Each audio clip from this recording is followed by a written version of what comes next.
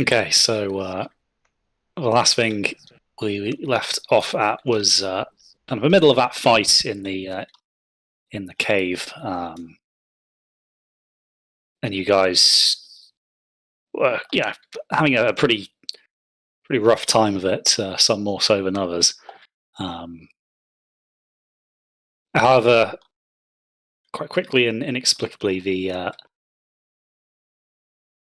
kind of party that Alistair was commanding pulled back, and with a flash of light, the wizard seemed to have got them out of there. So as you guys kind of dust yourselves off a bit and regroup, Braxton, you obviously kind of commanded people to get behind you, but you lost track of Torrick in the melee, and it seems that he's nowhere to be seen. Oh, that was a close one. Are we all okay? Was Torrick with them? Did any of us see Torrick getting taken away? He was like away up towards. Yeah, he was at the kind of the entrance. He had been invisible on his way up there, and he would have broken invisibility. I guess it would have been around 10 seconds where he would have been visible. However, during all of that, you guys were fairly busy with your own problems, so it might have been possible that you guys lost sight of him for a while. It does seem rather strange that they all vanished very quickly. And we do know that Alistair tried to take him last time. I think we may have lost our friend. Okay, in that case we need to figure out how we get him back and where he is. Yes. So the cave now is starting to get darker. The dusk is setting in now. It's sheltered enough that you could probably rest the night here, tend to your wounds.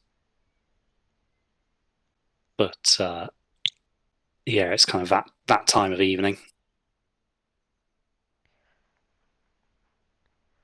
How much sleep did Torrick get while you were all outside?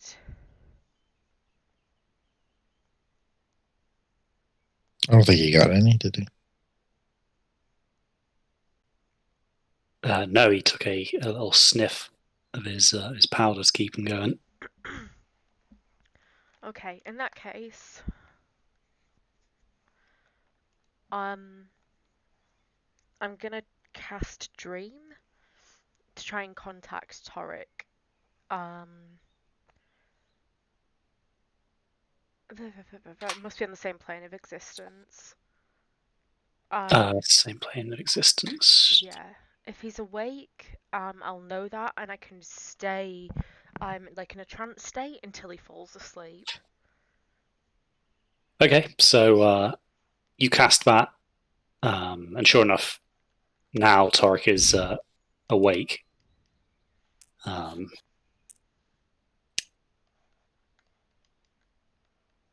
So you kind of fall into this trance-like state.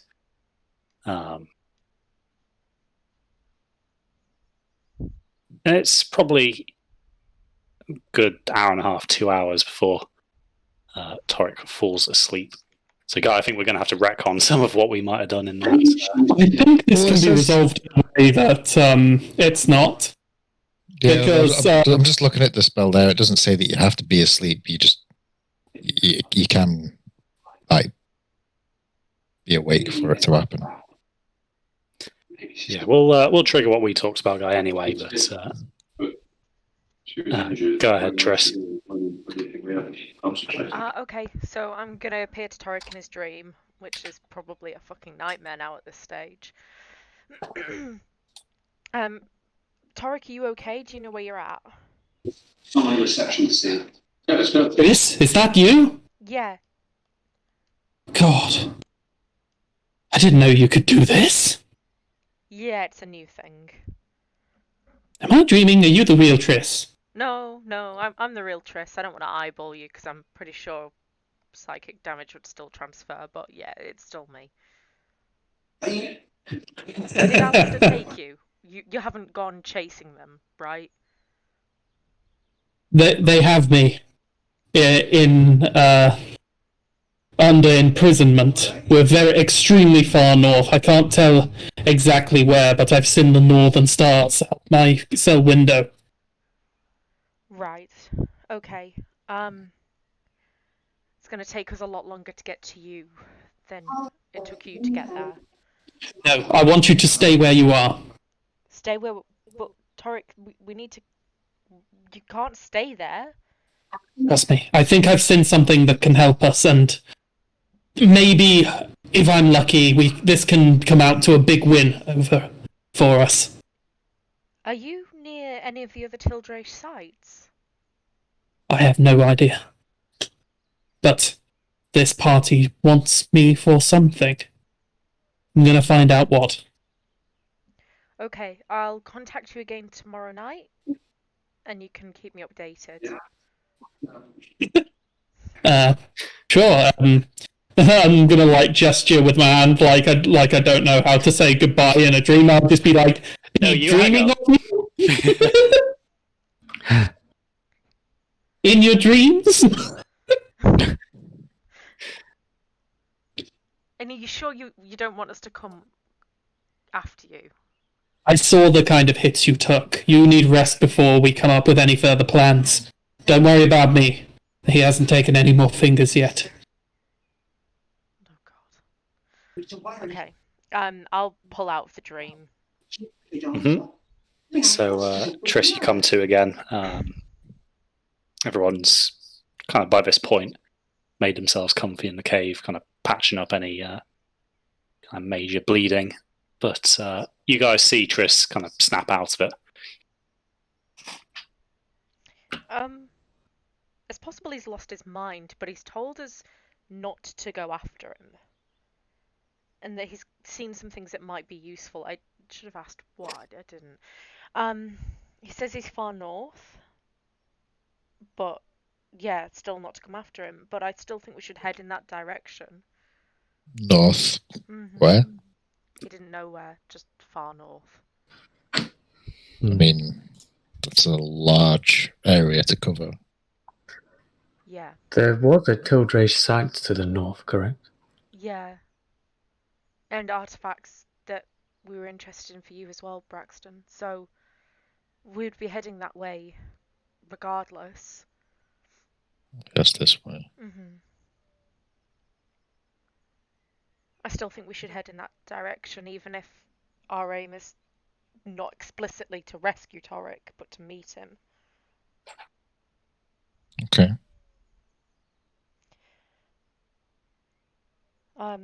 We need to rest up, heal up. I said I'd contact him tomorrow night. If things go south, I'd rather we were closer, and then we can have a better chance of getting him back out. True. Well, we can rest here for the night. Maybe a good idea to stop at Bayford, perhaps, on the way, get an idea of what's happening in the north. Mm-hmm. Maybe an idea of a safe route that we could travel to get up there, out of the way of the armies. Yeah, that's not a bad idea. Okay, so by this point So we're talking north in Nordhammer, aren't we? Like this one over here. This Tildray site. Well, he didn't think he didn't know whether it was near a Tildray site at all. But yeah, we were talking about that one. Well, what was this structure? I can't remember. Anybody? That was a surprise tool that I forgot to put away after Guy's session. Let's all forget we saw that. Well, maybe we should go this way instead, guys. Yeah, I fancy thinking up the Braxton artifact, actually. Screw Torrick. Yeah. Yeah, let's not go and deal with those dwarves yet. Yeah.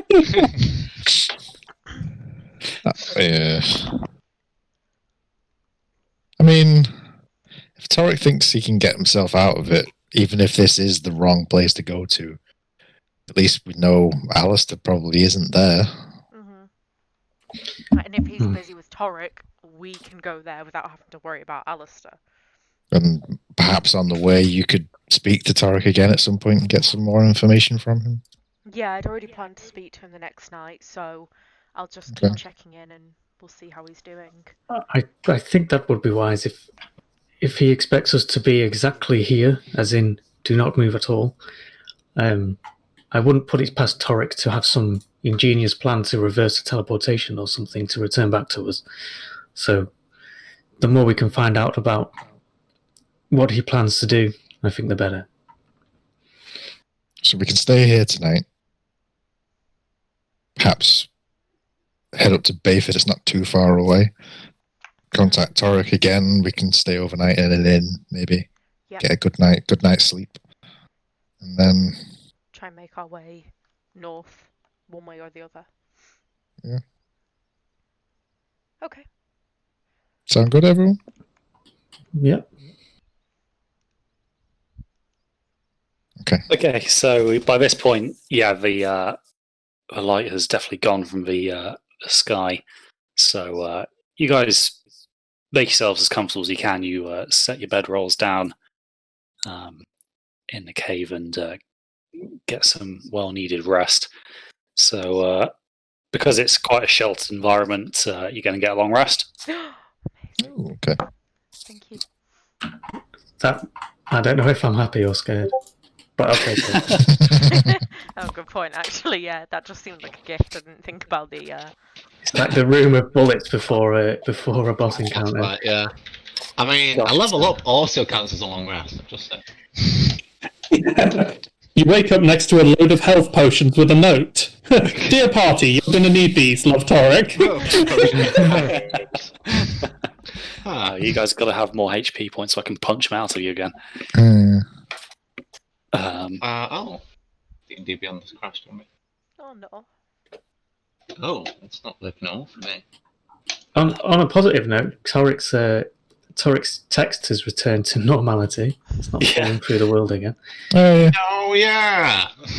Still no idea why I did that. I know. Like, I mean, that writing had been there for months, and then just one session, it's like, nope, not having it. Yep, it was quite the anomaly. Oh well. Has anyone else's anything disappeared or? Nope. No, I think all my stuff's here. No, all my Okay, crap in there. so I can load up everyone else's D&D Beyond, but whenever I try and load up mine, it literally shits the bed. I get an error code every time I try and load mine up. Hang on, let's see if I can. That's not good. I can see yours. I'll just click on it. I can see everyone else's, but I'm getting an error every time I do something. Yeah. No. Control and F5 force the refresh. Well, the gods have spoken. Jason, I'm going to need some death saving throws. Wait. Your character has been deleted. Fate has not been kind.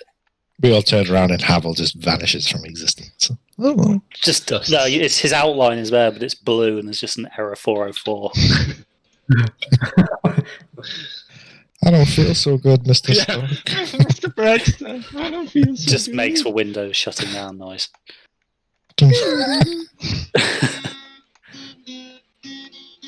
All right, so yep, you guys managed to get some rest. Nothing disturbs you in the cave, and it's it's pretty sheltered, if somewhat cold and hard floor. But you spend the night.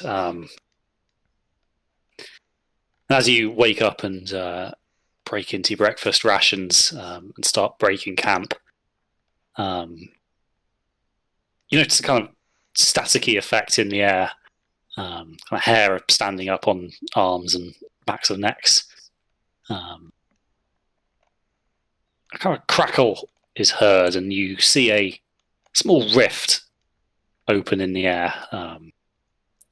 similar to what you saw yesterday.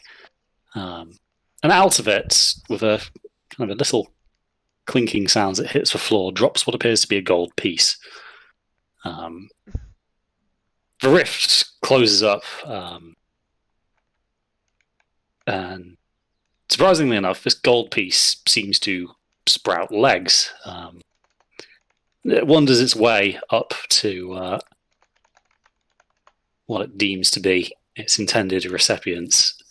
And you hear a small whirring, and a slit appears, out of which a small piece of parchment is slowly ejected. Well, this is Torrick's doing, if I've ever seen it. Who does it walk up to? Just the group in general. Okay. Rulin? Okay, I'll pick up the parchment. So it's not a particularly large slip of paper, but you recognise straight away Torrick's fairly manic handwriting. It's a small message, but it reads as follows. It's Torrick, I'm fine, no fingers removed yet. Made deal with Quintilius. Meet me at, and then a series of coordinates. Any help appreciated, something special located here. And the coordinates, as I'm sure you've probably guessed, point to an area in the far north of Parfunis. Oh, I didn't know anything was out here. I thought it was just barren wasteland. Wasn't it a little more south around here? Who said your coordinates were accurate? But yes, the coin then proceeds to retract its legs and drop to the ground, where it appears to be indistinguishable from a normal gold piece. Excuse me. Well, I guess I know. I just wonder how we're planning on getting there. I'm concerned about the water. And I think if we hope to get there anytime soon, we won't really have much of a choice. If we want to skirt up around Nordhammer, not only do we run the chance of running into the dwarves, it's also probably going to be a very long journey. I mean, there's no cities out this way, so I assume there's probably no roads that run up that way. No, the northern lands that far are largely regarded as a ice-clad, barren waste. Civilization is non-existent, and the only inhabitants tend to be nomadic tribes. Titus's being one of which, as just one example, but the more civilized races tend not to venture that far north. Okay. So we're going to have to prepare some, water spells. well, some cold weather equipment. We'll have to I want that. get ourselves some nice Fur boots. furs. Well, plan stays the same for now. We can head up to Bayford, get some provisions, figure out where we can charter a ship from. Braxton, you know this area sort of well? Is there any towns we could... We can't get a boat from Eventide, so Scapaland Bay? Do I know places that area, Crispy? Obviously. Yes, Braxton. So the Bastion, being obviously removed from the main continent, necessitates kind of maritime transit. Around this kind of series of islands, it's easy enough to find passage on a small vessel. You can charter those fairly easily from many villages. To get across to the mainland, you can either take smaller ferries kind of towards this narrower channel, or There is kind of a service offering passage on a larger, more seaworthy vessel from Lanfon to Scarpelin Bay and vice versa. That would be like, the main kind of route of transit for any of the knights looking to get to the mainland. Then we'll still need to find something else to get us across here.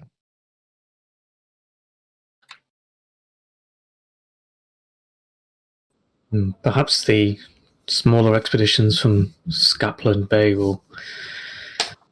After we go through the narrow passage, we can just head further north if we commandeer the boat ourselves. Or pay enough. Or that. Or we could commandeer a ship once we're on board. Yeah, you know what? Paying enough sounds like a better option. Let's do that. Yeah. I don't know much about sailing. Lived in a forest my entire life. Most of your experience on ships can be boiled down to a period of time less than 2 weeks. So sailing a ship under our own mutineering might not be the best results, but you do you. No, okay. Let's start towards Scapelin Bay then, I guess. Yes. Okay, so we can stop by Bayford. Stop by in Bayford, right? So it's not a far trip, and as you draw near the capital, the roads become more established and well travelled. You guys get there within a day and a half, but as you draw near to the city, you can see a kind of large kind of encampment outside bearing the king's colours. It seems that a fairly large force of men is being gathered here. And as you enter the city proper through the gates, you can kind of see already that there's a lot of people currently in the city, and from the looks of it, some of them are not locals. There appear to be a fair few country folk in the city. In one of these squares, you can see actually there's what appears to be a stall set up with a large crowd gathered around it, and you can see a large banner which simply reads "Your King and Country call for you." Looks like it might be a recruitment station, but it seems to have a fair few people jostling for positions to sign up. But other than that, the city is kind of as you recall. The shops are still open. The markets are thriving. The city crowded as ever, if not more.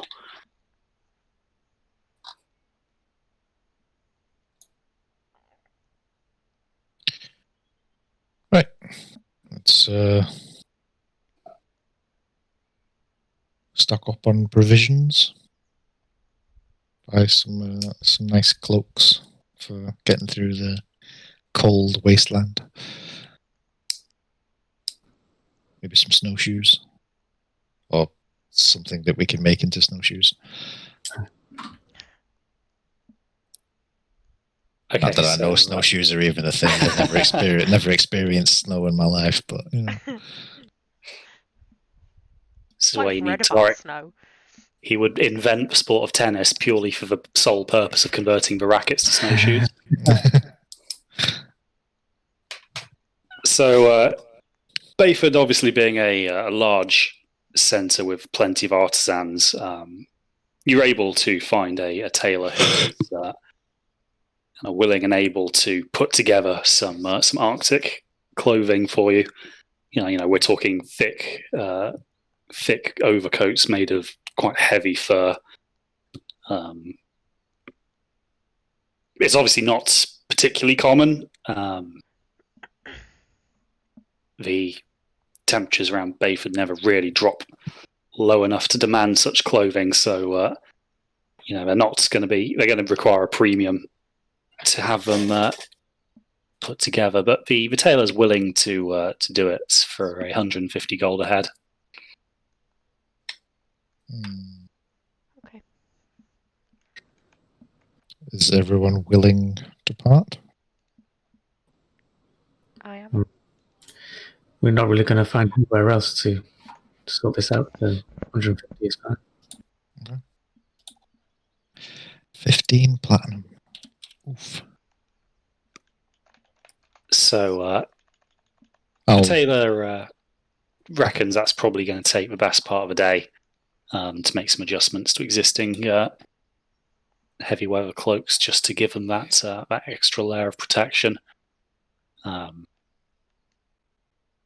the good news is it appears they'll definitely be able to make it, and it'll be as such where you're not going to be able to. You're not going to feel overly kind of encumbered in them. So, Braxton, even in your plates, you'd be able to kind of have this over the top, just to provide that extra layer of warmth without compromising the armor.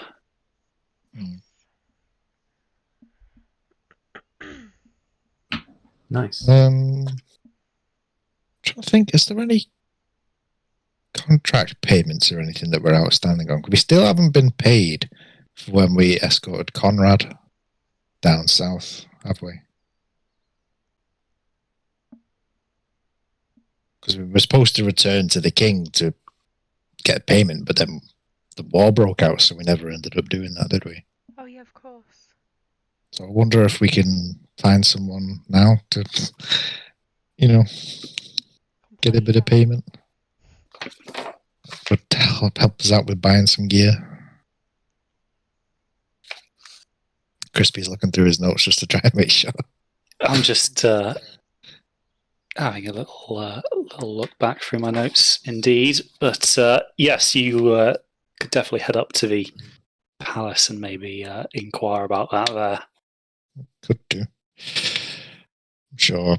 Well, it'd be nice to see Conrad if he's around as well, maybe.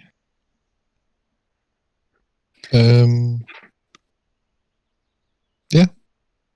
Well, it's going to take some time for the cloaks and whatever to get made, so we might as well wander around and stop in, say hello, get an idea of what's going on with the war as well. So the palace, being a little further in, takes a bit of time to walk to, and as you kind of make your way up, you see a couple of the shops have been boarded up. And you can see all sorts of graffitis being carved into these boards.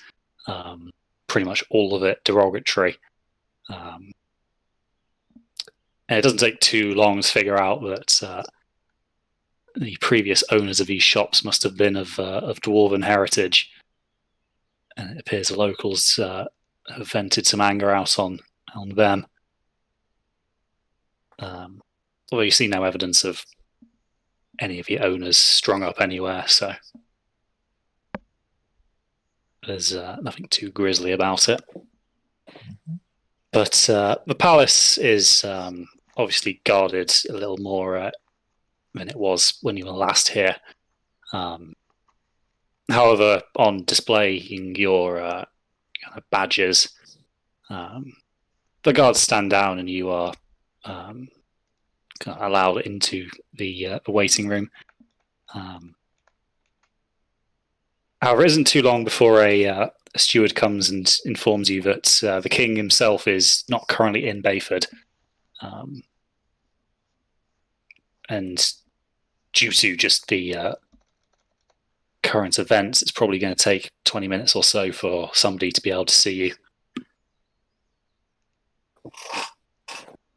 But if there's no objections, then you are at least given some fairly decent wine to pass the time with.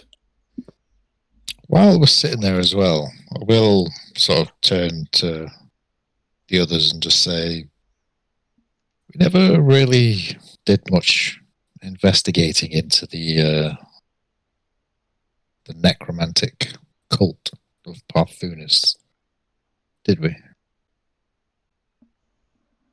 No. We just kind of left that one line there. I half expected that we'd get our asses back over there at some point, but it hasn't happened like that.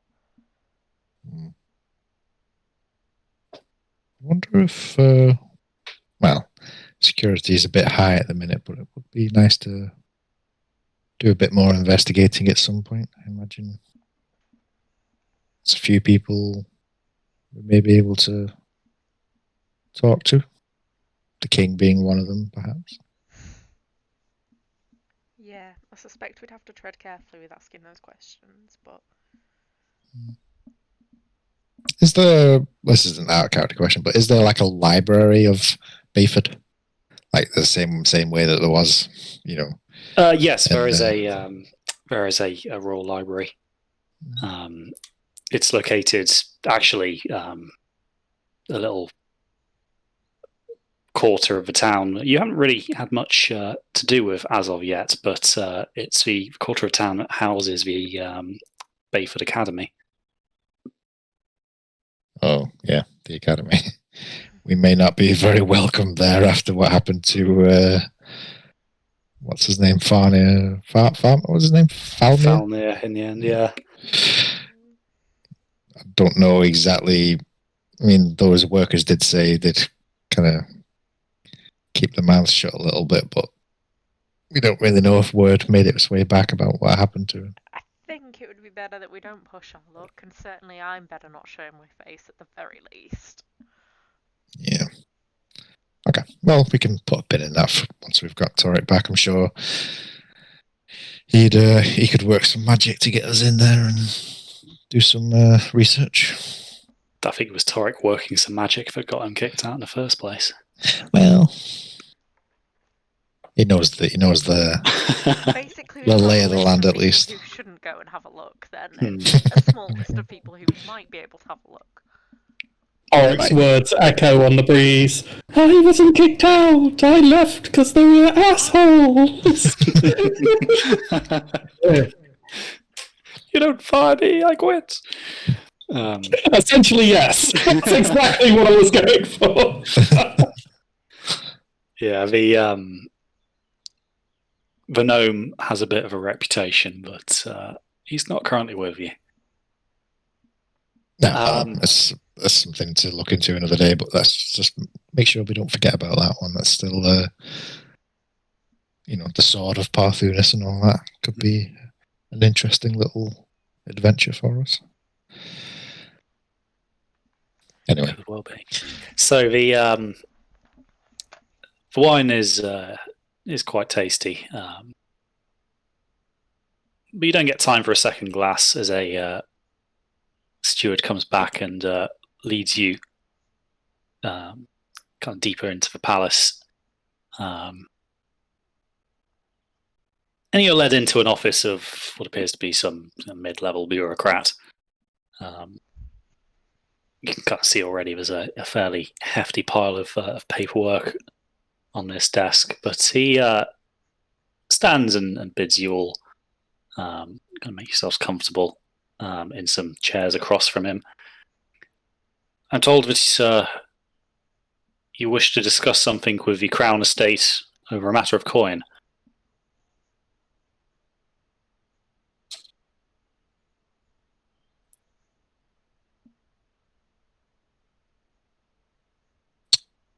yes. I'm trying to think of how to word this. We were under contract from the king himself to escort the ambassador Conrad in some trade negotiations to the south. There was talk of trade of some timber in exchange for services from the empire. He kind of looks through a bit and then opens a drawer on his desk and pulls out a fairly thick binder and starts kind of leafing through it. you guys wait patiently for him to finish. And after a minute or so, he pulls out a sheet. Yes, I do have record of this. However, I must say the king, he has directed me to withhold payment until you can proffer an explanation as to the current whereabouts of Ambassador Rolf.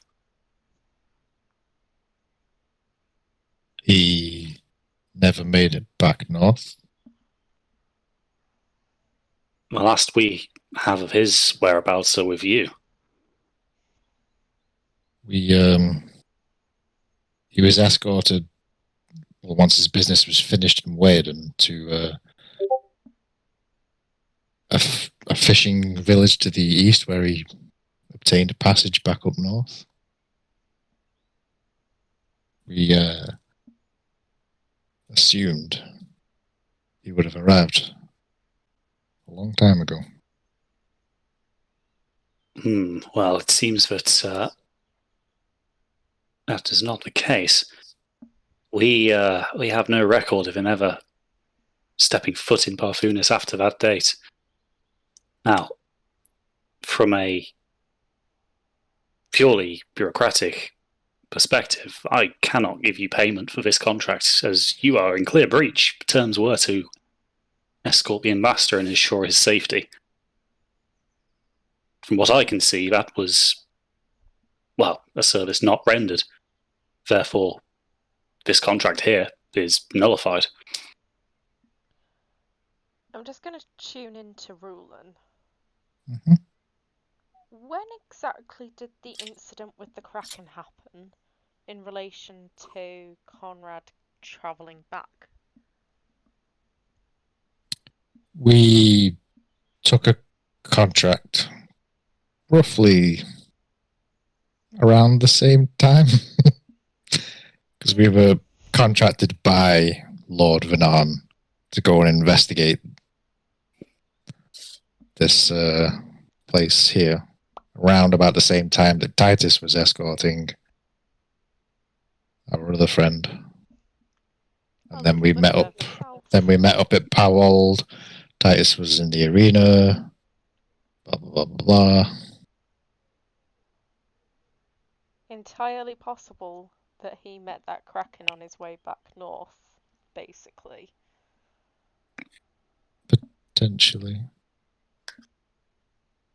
Okay, we leave this unpaid.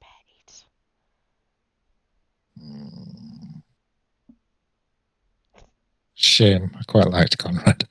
So did I. The clerk now with that typical air of bureaucratic superiority, who he's secure in the knowledge now that he is legally in the right, kind of in a very kind of final manner, closes the ledger and puts it in the drawer he took it out of. Now, I'm afraid there is no appeal process to this. It will have to be overturned by royal decree. Now, I don't know about you, but I would be a bit more careful showing your face around here. Conrad was a good friend of the king's. If he puts this blame on you, I wouldn't want to be in your shoes. Mm-hmm. Okay. Well, thank you for your time. Where is the king exactly, anyway? I'm afraid that is not something I'm at liberty to disclose, even if I did know.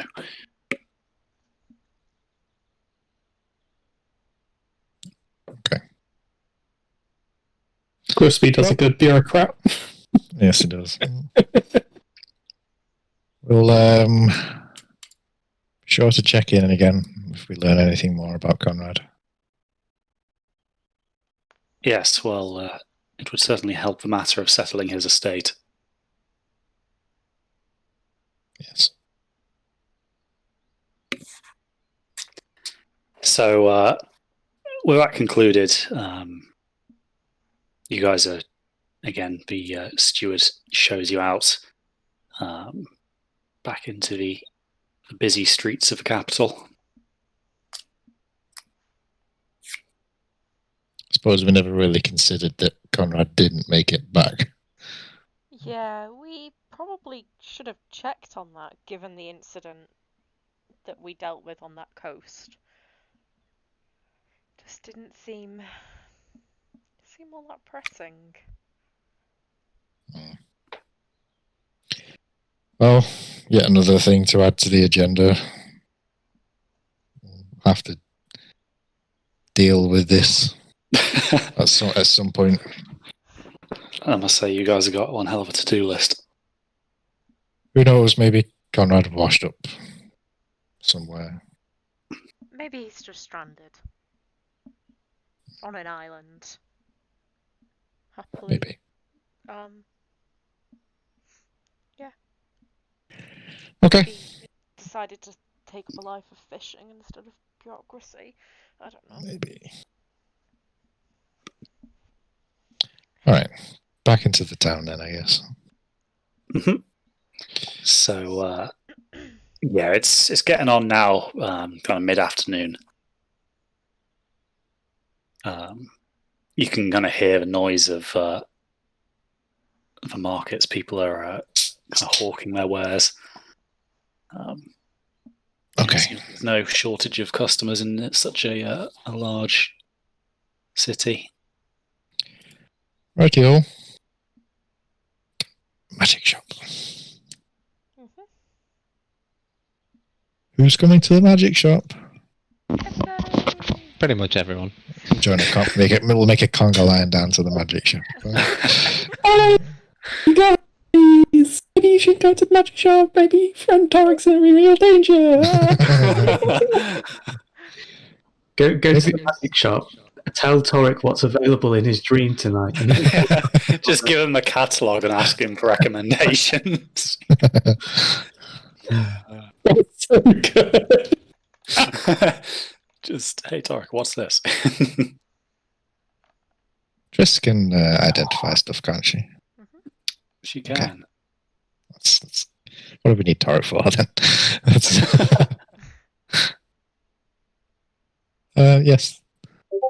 Well, yeah, we're probably going to need to fucking go potion shopping as well because we've not got Torrick for that either. Didn't even think. Yeah, okay. Magic shop first, then potions.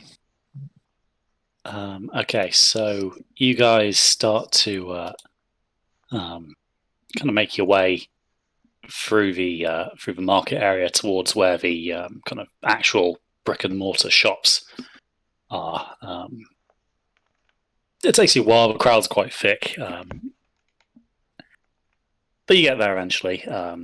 It seems Bayford has a fairly large shop that seems to be stocking, well, according to the sign out front, an array of antiques, curios, and other unusual assets. I think we probably know this guy quite well by now, don't we? You've largely done your shopping in the Empire. Oh yeah, we did, didn't we? True. We walk in and you can see that there's quite a few little things on display. Which shopkeeper was Havel's best friend? That was the one in Weyerden, I think. Yeah, that was. Okay, just to double check. Yeah, that was something. That was for his ring, wasn't it? I just remember that happened. Yeah. Gave up one ring for another.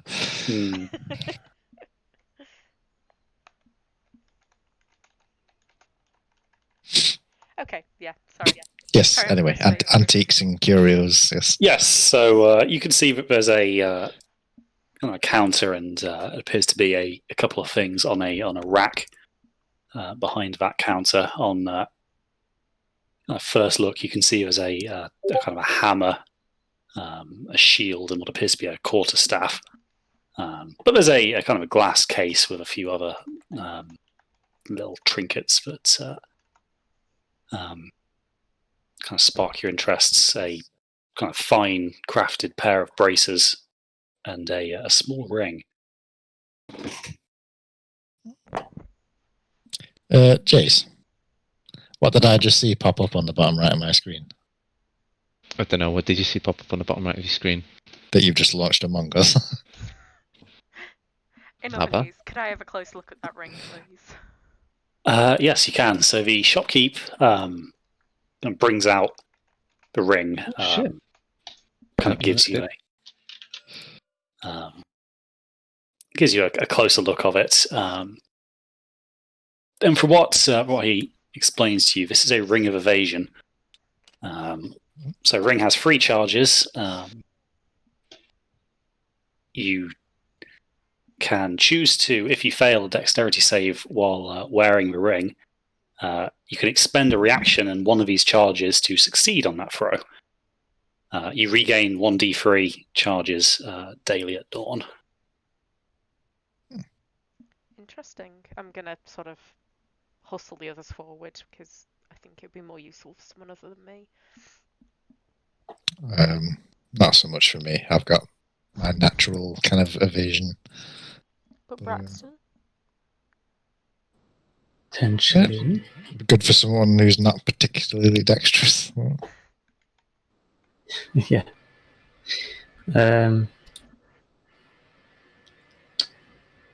Maybe. We'll hear what else there is. What was it? Braces? Yep, so braces are another of the shopkeep's wares. So again, he gets them out and gives you a little rundown. So these are braces of defense. While wearing them, you gain a bonus to your AC to the tune of +2 on the condition that you are not wearing armor and are not using a shield. Yes.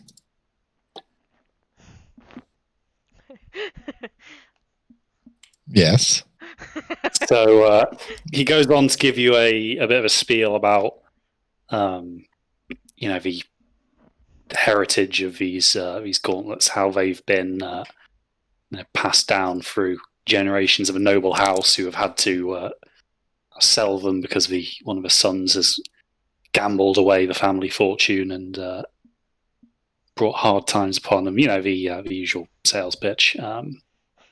He's willing to offer them to you for a bargain price of 550 gold.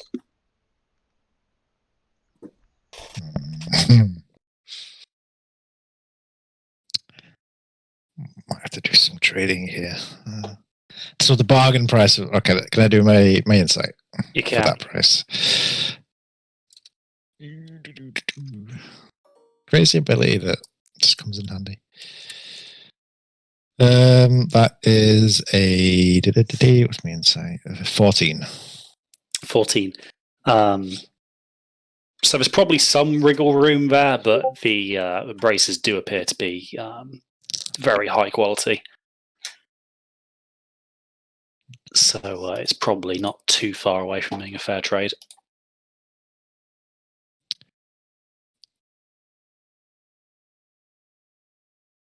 What have I got that I can trade? So was there any other items, or was it just like the weapons that were on the rack? Yeah, so those 3 weapons on the rack. What about the quarterstaff?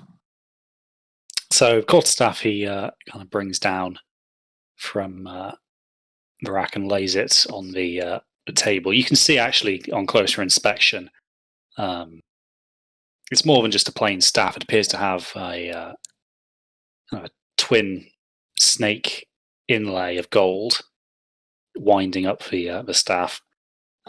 He explains that this is a staff of healing, once used by a very renowned traveling druid.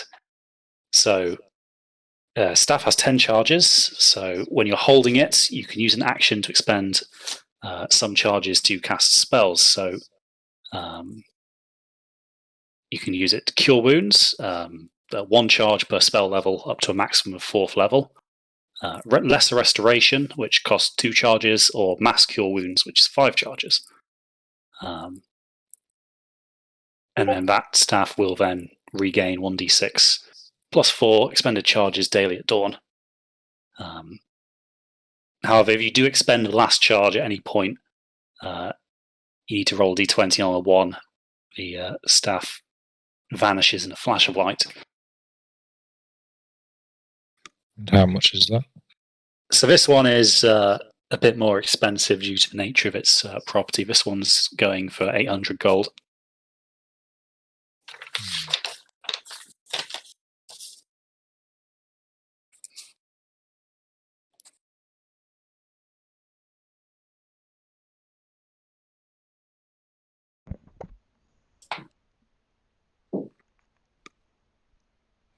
I'm looking at everyone's gold here.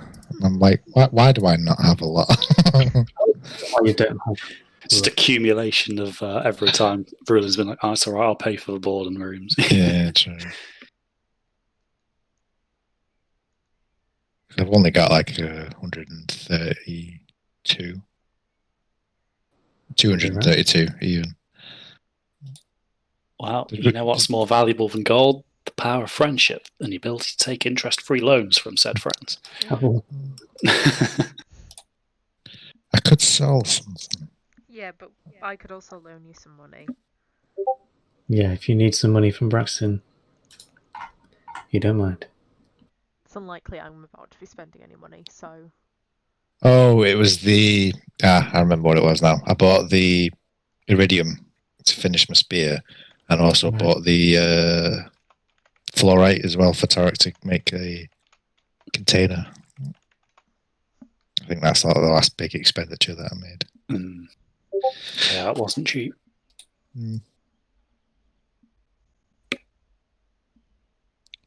if you don't mind, then I'll take a loan. So I'll put in. How much would you lend me? I could lend you the full amount if you wanted. Well, no, if I put in, I can put in. Well, I've got 230 gold, so if I put in 200 to save myself a little bit at least, I've already. That's minusing the 150 that I've already spent for the cloak. Yeah. Well, for the clothing. So I can put in 200, leave myself with 30 in case we need anything, and then I can borrow 300. Well, let me turn to this geezer first and see what I can get him down to. But okay, yeah. Tell you what, just borrow 300, and then whatever you manage to whittle them down, it just gives you a bit of extra money to keep spare.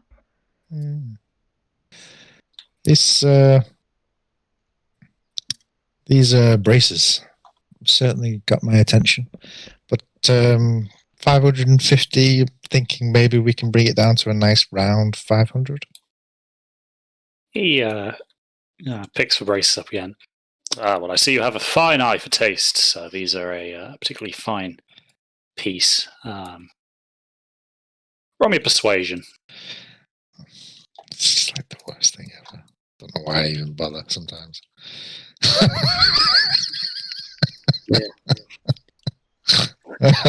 He turns them over in his hand. In fact, these are actually a really fine pair of braces. Perhaps I'm putting them away for too cheap.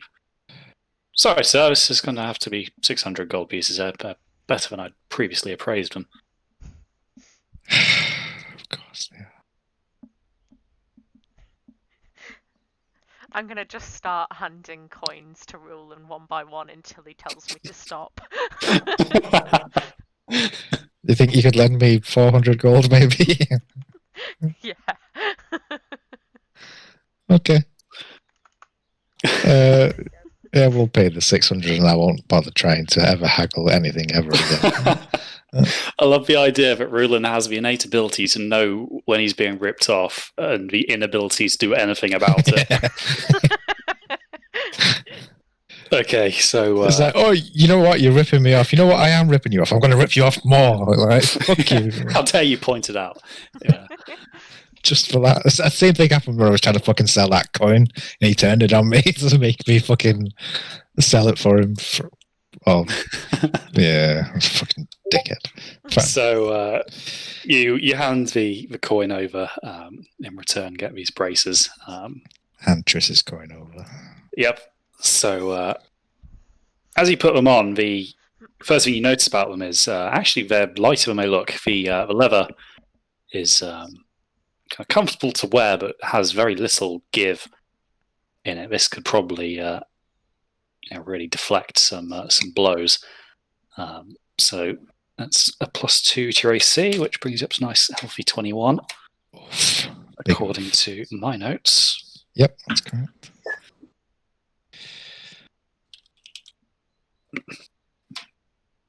Anybody else taken an interest in any items? I see a few weapons over there. Care to show me any which may be one-handed so I can still use my shield? Yes, well, I have a thing for you. And he very, very carefully pulls down this hammer from the rack. Braxton, the body and head of this hammer appear to be not steel but bronze, giving off quite a gleaming color to it. As he brings it down, you can see that the kind of head and the shaft are fairly ornately engraved, and you can see some semi-precious gems set into the side of the hammer's head. What appears to be kind of flames fanning out backwards from the striking face, and you can see that in the kind of depths of some of these gemstones is a slight glow, as if some inherent power lies dormant. Now, this is a particularly fine piece. The forgers of Nordhammer really did themselves proud on this one. Coupled with a few experiments from one of our own scholars at the academy, I paid good coin for this, but I could assure you, from what I've seen when they demonstrated it to me, it's worth every copper. What you have here is colloquially known as the Sun Forger by those in the know. So, Braxton, it's a Warhammer. It's a +2 one. And in addition to it, as an action, you can hurl the weapon up to 120 feet to a point you can see, at which point it vanishes in an explosion, creating a 20-foot sphere centered on that point, requiring a DC 15 dex save, with 66 fire damage failing that and half as much on a success. After that, you can use an action to essentially cause the weapon to reappear in your empty hand. However, once it's been used once, you can't use that explosion again until you've finished a short or a long rest. It's an explosive Mjolnir. That's cool. So I was just typing that down. This sounds like a very interesting item, I must say. Yes, well, it's is one of a kind. Truly, no replicas exist in all the realms. So, good coin for you means good coin plus interest for me. How much would that be? I'd be willing to part with this, this exquisite relic for a fairly agreeable sum of 1,000 gold pieces. That is good money, I would say. I'll take it. It sounds good. So, Braxton, you take the hammer, and the first thing you notice about it is just how well balanced it is. The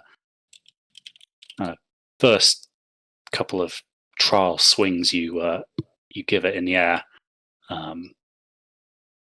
it's much easier to control than the hammer you've been using up until now. You do notice that the weapon feels warm to the touch, at least in your hand. It seems that way anyway. Yep. But the shopkeep does ask you to refrain from throwing it in his shop. I will almost certainly not throw it in here. Don't you worry. I think this might be just a ticket for where we are going. I thank you.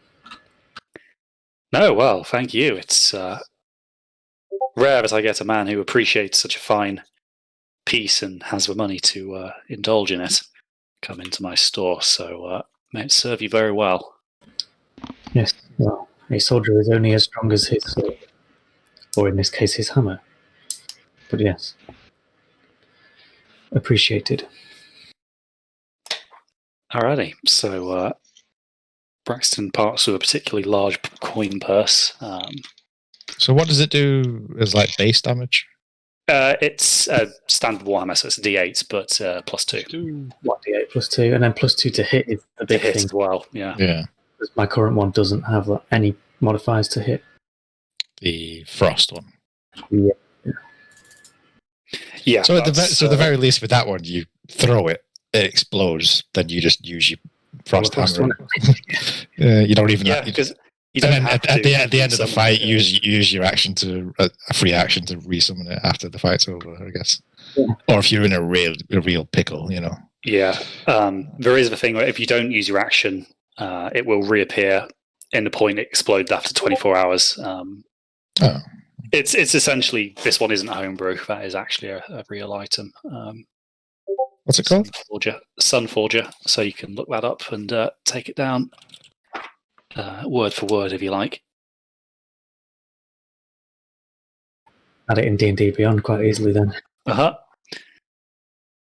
Same for all these items, actually. They should be in D&D Beyond. The braces of defense, and I knew about it. Yeah. It's actually, that's one of them items that I've always wanted to ask for it, but I never wanted to like be that cheeky. So to see it come up, yeah, there's no way I'm not getting that, because it's literally like one of the only things a monk can get to increase AC. Because like I can't wear armor. Yeah. Yeah, don't worry. But now with my unarmored defense plus those, and I have the same AC as Braxton in fucking plate mail. Which kind of makes sense in a way, because I know it's cool. Oh no, Braxton's class. actually in chainmail. Oh, so if Braxton got plate mail, you'd be fucking like ridiculous. The wording of that is quite a misnomer, really, because it says armor class, but actually it is just your ability to avoid getting hit in some way, whether that be deflection or dodging. Well, it's the dexterity. That's the thing, isn't it? Dexterity is the ability there just to avoid being hit. That's the better way of as you say, the dealing with damage. The armor has the inherent advantage that you can find better armor, whereas your chances to improve your dexterity are slimmer. Yeah. Alrighty, so you guys, I'm assuming nobody wants anything else. Were there any bows in these weapons? It appears not. The only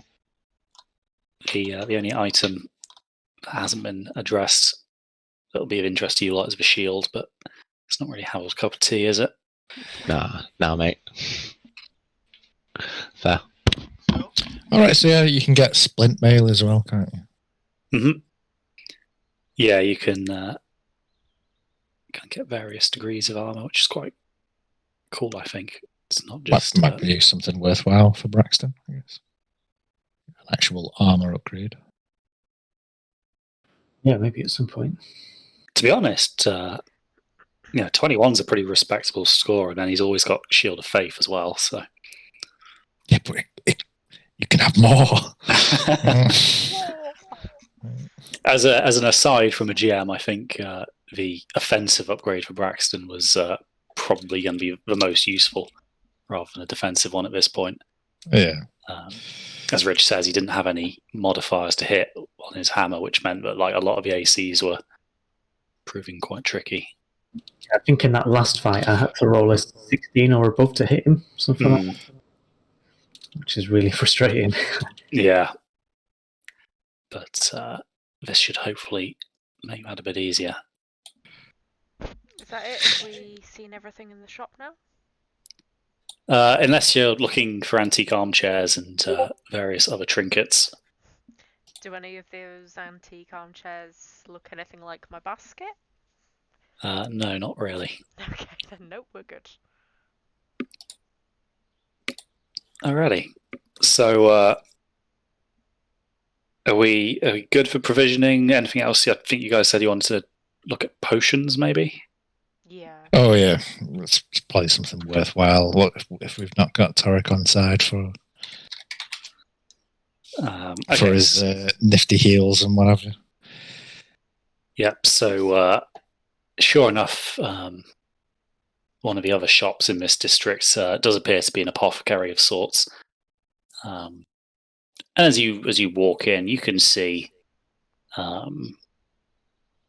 there does appear to be a array of potions for sale. From the looks of it, you've got your kind of fairly standard healing potions of various strengths, and there are a few more, shall we say, more uncommon tinctures stacked against the back wall as well. So as we step across the threshold, somewhere in the world, Torrick gets the feeling that someone stepped on his grave, a shiver running down his spine. Yes, I was literally just looking for a meme template for this transgression. Triss get a really bad headache. Just Torrick sneezes somewhere in the world. So I guess. Okay, I tell you what, I'll save you the dilemma of just going shopping. So you've got your kind of standardized health potions. You have what appears to be an oil of sharpness. So that effectively is an oil that you can apply to a slashing or piercing weapon or up to 5 pieces of ammunition.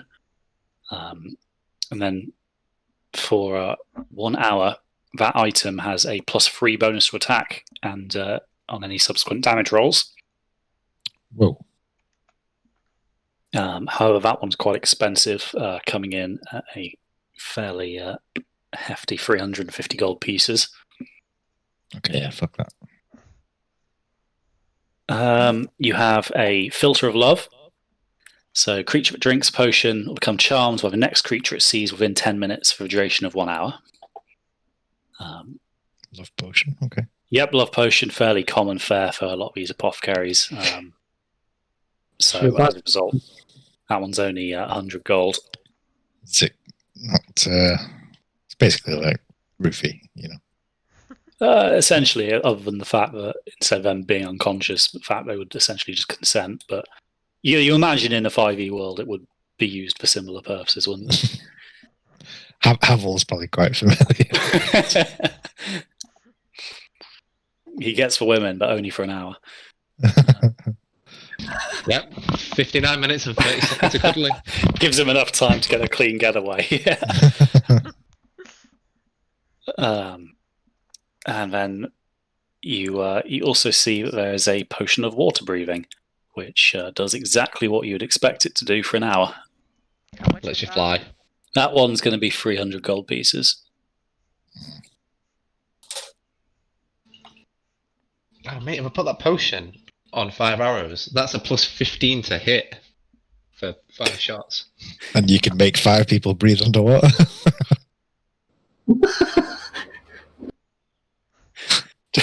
Just dip an arrow in it and then just fire it at someone to apply it. Well, Torrick uses syringes. This can't be too much different. Yeah. Pierce someone through the lung. It's like, oh, there you go. You can breathe underwater now, if you could breathe. 150 gauge syringe. It's just an arrow.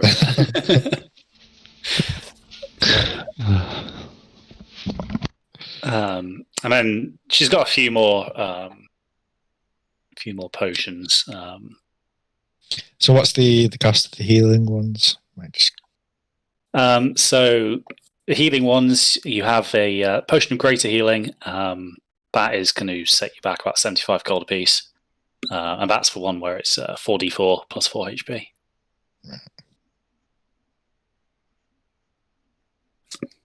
But still, oh no, I used that one last time, didn't I? Could I buy a couple of those, please? Yep, you can buy a fair few of those. She seems to have a fair stash. What's the step down from greater? So you just get a potion of healing, which is 2d4 plus 2. That's how much? That one is going to be 50 gold pieces. Okay, I can't afford any of them. Never mind. I'm good. I'm just not going to get hit. There's a minor potion, which is just a d4 plus 1, but that's 25. No, screw it. I'm just not going to get hit. That's my plan. Yep. Well, it's a fairly good plan, but executing it's a trick. Would you like some healing potions, Roland? In fact, I've got a couple, so if you need some, we can pass them around. Yeah, if it comes, I thought it'd be handy to have the potions just in case, because I know Torrick. If we end up getting into a fight before we get to Torrick, then it could be problematic. Triss just being a sugar mama. I'll pay you back. Yeah, so those are the potions that she offers you guys. Once I dethrone my dad, I'll have access to quite a bit of money. But,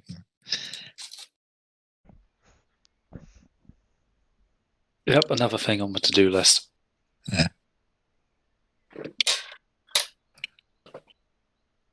Yep, cool. I'm all done now. Alrighty. Okay. So, anybody got any other shopping, provisioning, anything to that effect? Because Bayford would be a very good place to do it. I think so. I think we've covered the necessities. All right. So, crispy ass, that makes me feel like we've forgotten something really obvious, but that's okay. Well, that's the point. Actually, we still need money to actually hire a ship when we get to Scapulin Bay. So maybe we need to not spend everything. Rue. Havel's not bought anything. He's got some cash. Yeah, but good luck bringing it out of him. It'll only cost me about 10 silver pieces to get him pissed, and then get him pissed on some cheap rum or something, and then we can just mug him. Yeah. Alrighty. So it's still going to be the next morning for you to collect your Arctic gear, but obviously, being a large city, there's place you can get room and board for the night. If nobody has anything else they pressingly want to do. Nope. Alrighty. So we're going to do a little bit of a cutaway now. Torrick, up with you in the north. Preparations have been well underway for the past couple of days.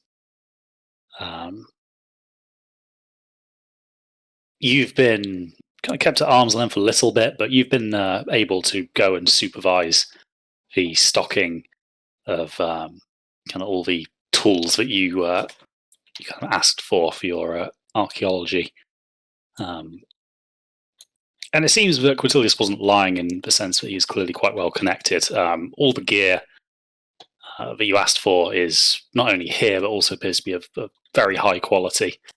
Kind of this kit would rival one of your old ones that you would have put together in your academy days. But all of this is being loaded onto what appear to be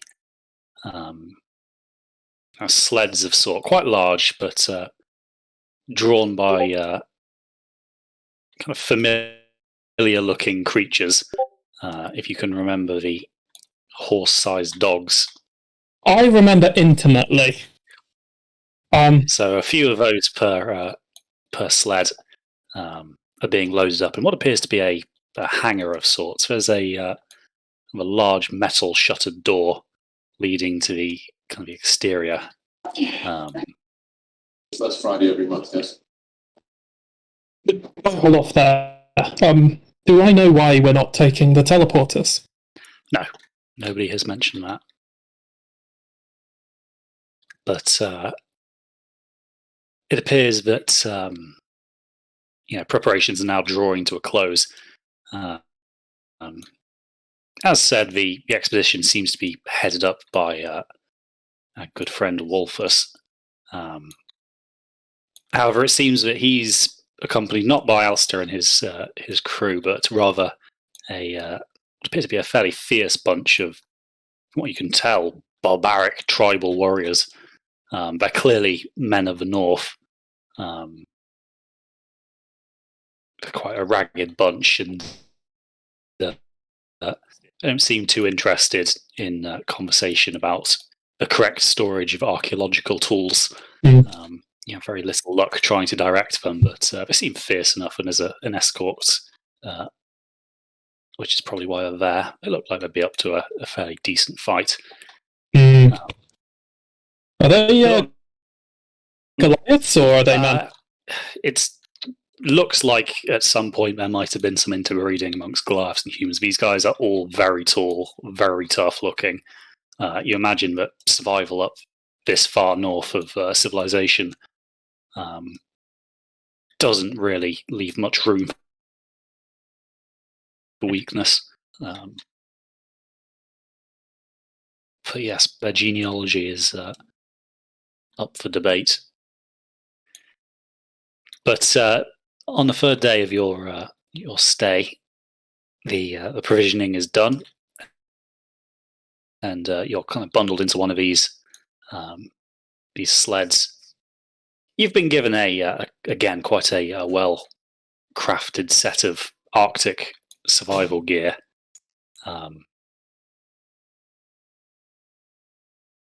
You find actually that the fur is more than sufficient to keep your body warm, even if the cold air nips at your face. But with the hood pulled slightly tighter and kind of a makeshift bandana and goggles lowered, it's not an immediately dangerous environment.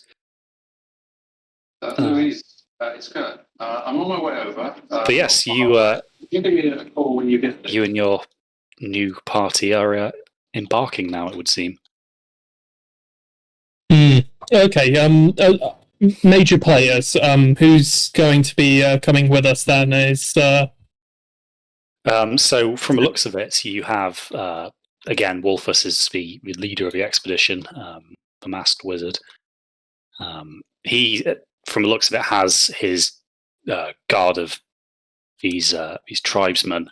It seems that there are probably a dozen or so kind of assorted technicians and general bodies that are going to be helping with the dig. Altogether, you reckon it's probably a convoy of about 6-7 sleds. Reasonable group. Total's probably about 30 people. Oh damn! Yeah, we're like a proper caravan ready to go across the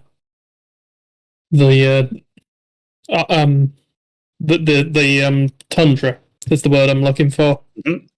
So no one like Otto or Strauss. No, Alistair's crew have not come with you. Okay. But so you kind of embark down into the valley between these mountains and head off. Meanwhile, in Bayford, you guys wake up well rested. The room and board was up to scratch, and you're able to go and collect your Arctic gear from the tailors in the morning with no problem. As you examine them, they're pretty solidly constructed. They're thick and lined with what appears to be quite kind of thick piled fur. Definitely enough to keep the elements at bay, even in a very harsh winter climate. Cool. I'll stuff it all in my bag of holding for now, I guess. Mm-hmm. Yes, for their warmth, they do pay the price of being relatively bulky.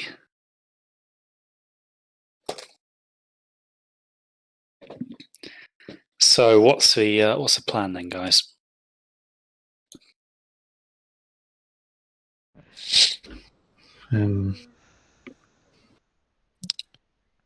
Well, thinking maybe Scapland Bay, get a ferry as far up as we can, and then if we can't go any further, maybe get another ship from.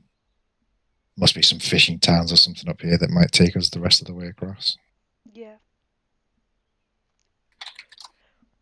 When I We say can there must be travel some out fishing to towns, I'm kind of assuming some there, but Yeah, you're probably going to be thinking villages rather than towns, but there would be someone there with a vessel capable of putting to sea for sure. We can hire them out for well, what's probably going to be a one-way trip. By whatever means we pessimistic. No, it's been by whatever means we return. I doubt it's just going to be by boat, but we don't know whatever this deal is with Torrick. The Torrick's made with Quintilius. We're not really sure. We could be there for a while. We might. Well, we don't know how it's going to go. It might not end particularly well. We might need to escape. Might need a ship waiting for us so that we can flee. Like I said, we need to start thinking of the escape plan first. Just plan in reverse, yeah. Anything we do, we have to plan the escape first. Anyway, might as well start heading north now. We can figure the rest out once we get up there. Mm-hmm. Yeah? Yep.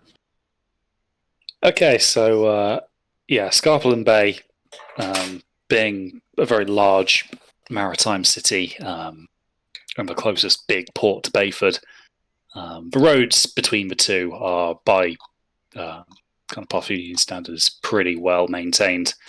So you guys head out through the northern gates of the city and make your way out towards Scarpland Bay. You pass a few troop columns heading north. Braxton, as you look on, you can see that morale is high amongst these men marching off, but it looks like they're all very green and inexperienced. These are probably new recruits with little to no actual training. But again, spirits in their ranks appear to be quite high at the minute anyway. But you follow on their tails until they branch off, and you guys start heading more east towards Scarpland Bay. So again, the roads are in good condition, so it only takes you 2 days to reach the coast. As you come over the ridgeline of a hill, looking down on the city, you can see the semicircular walls of the town, and the coast itself seems to be a kind of very busy array of docks and piers. From the looks of it, there are actually ships anchored out in the bay itself. The docks seem to be full almost capacity, if not more. There's a lot of vessels currently in harbour. But as you make your way down, you can kind of start to smell the salt in the air and the telltale signs of a fishing city. The seagulls are clearly aware of this too, as there's a large group of them overhead. Their squawks adding to the just ambient sound of ship's bells and kind of dock hands crying out as goods and kind of catches are being offloaded and unloaded. But it's a reasonably big town. not quite Bayford standards, but still busy and probably quite a large population, even compared to some of the larger cities in the Empire. The towns of Parfunis do tend to be quite overcrowded, and Scarpland Bay here seems to be no exception. But by the time you guys get into the gates, it's probably looking towards 5 o'clock in the evening. Should we try and find somewhere to stay down near the docks? Yeah, let's see if we can find a ferryman in one of the inns. Can have a word, maybe. Mm-hmm. So there are obviously a fairly large array of taverns, being a town frequented by sailors. The demand is definitely there. You find what appears to be a particularly vibrant one, going by the name of the Buckled Bulkhead. You can hear already from the outside the kind of off-tune music of an accordion and quite rowdy singing. It seems that some of the ship's crews clearly are on shore leave, at least tonight. But as you enter, the scene is one that you would expect in a sailor's tavern. There's people passed out on tables, even at this early hour. You can see a couple of deckhands are in the middle of a quite heated arm wrestling match. Grog is being drunk and spilled in equal quantities, but the evening's merriments seem to be well underway.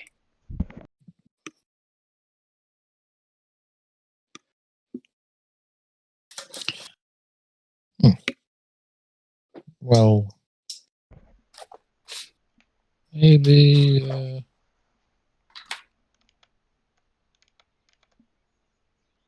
Don't know how to go about this. Have all these are your kind of people. Maybe you can Go forth, make friends. Wouldn't Braxton have dealt with anyone like this previously? Well, as chartering ships and stuff. Yeah, chartering ships. Braxton, you would have a rough idea of how to go about it, and roughly who to look for.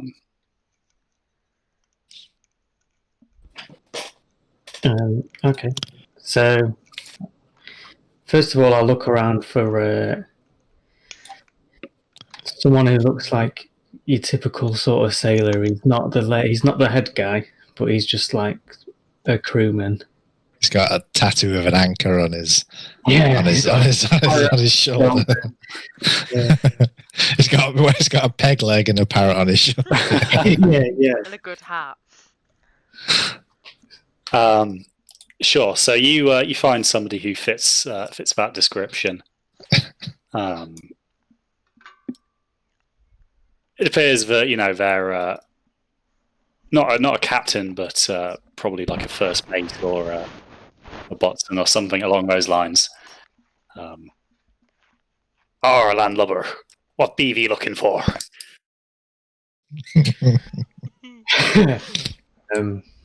I love you so much. Yeah. I like how you assumed I'm looking for something. You obviously know who to look for yourself. We're looking for a ship to take us up north. Probably further than most people have been up north before. I'm not sure if your crew yourself would be up to it, but I was wondering if you may know someone who does. Who would? Up north, you say? I there be a ship, and I there be a crew. Go on, I'm interested. Well, it's bad luck to speak the ship's name. Bring fortune on the rest of us. But I can show you to our captain. I would appreciate that. Thank you. Follow me, lad. The boatswain gets up, kind of looks around carefully over his shoulders to make sure that you're not being followed. And he kind of beckons for you to follow him. And then he walks towards the door of the tavern, but stops at the next table over and taps someone on the shoulder. Captain, someone be looking for you. A tall fellow stands up and greets you. You can see he's a fairly young chap for a ship's captain. Quite lanky in his appearance. The big sou'wester that he wears over his kind of moth-eaten jumper seems to be quite big for him. But he kind of looks you over, Braxton, and kind of offers you a hand. Good evening. I'm the captain of the LaSalle. What can I do for you? The LaSalle, you say? Yeah, so I give a good firm handshake to this captain. Yes, Captain, we are looking to go north. As I said to your friend over here, probably north and further north than most people in this area who've ever been before. North, you say? It's certainly possible, but I'm not saying it'll be easy. That tends to be the way that things go for us. Well, me and my crew would be quite happy to charter a trip for you. I'm sure you've noticed the harbour at the minute is full of ships. The full of eventide has caused us no end of trouble. All the ships fleeing have come here, and with them they've brought their crews, and our search for work now is being snapped up. So we could take you probably further than most people would be willing to. We aren't ones to willingly turn down a good traveller's coin.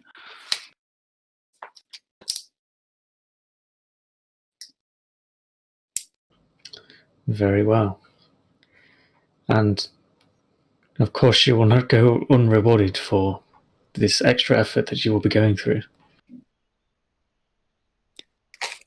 Yes, well, we can discuss the details in perhaps a more private environment.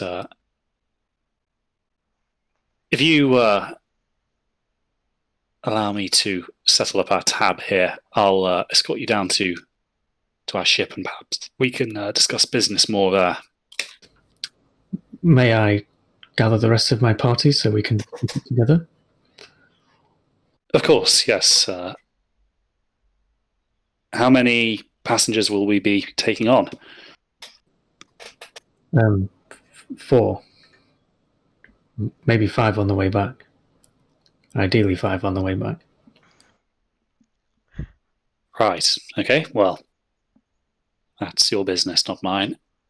Maybe some horses? Yeah, maybe some horses. Horses, we can probably find room for them, but she's not a ship accustomed to equine passengers.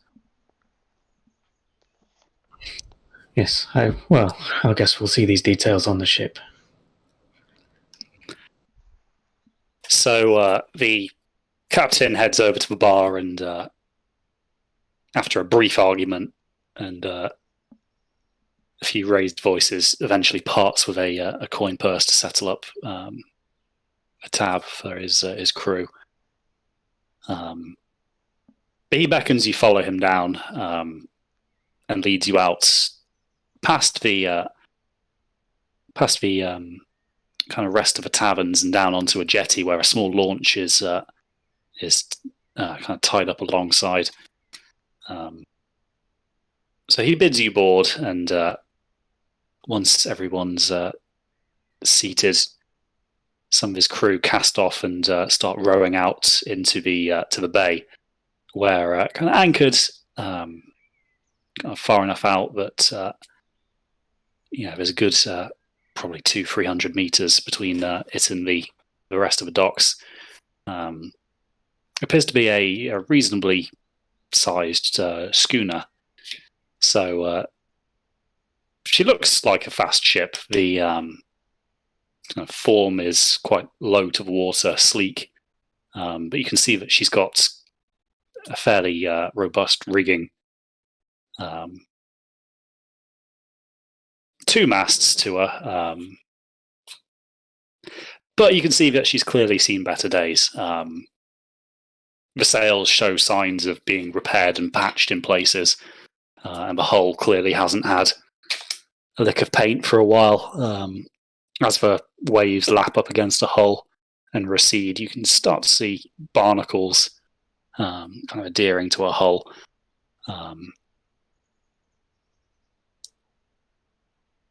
But you come alongside and are kind of invited on board. A rope ladder is lowered to allow easy access onto the main deck. The captain, however, doesn't spend too long before inviting you back into his cabin at the aft end of the vessel. He proceeds then to draw your attention to a large naval chart laid out on his desk. So tell me, where exactly is it that you would like to charter my vessel to?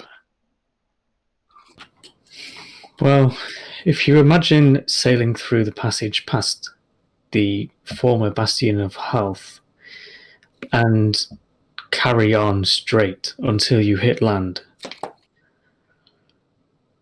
that's how far. I see. He is clearly doing some kind of mental planning in his head, kind of working out various variables. Well, as I said, it's possible, but I must confess, I have no experience in such northern waters. The problem will be, once we get there aren't going to be any port facilities for us to lay you ashore. At least not conventionally. We'd probably have to use a launch. But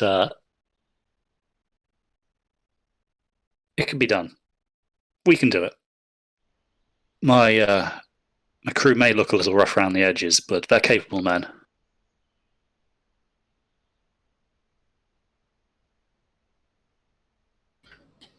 This is good news for us to hear. However, it's not without its risks, this trip.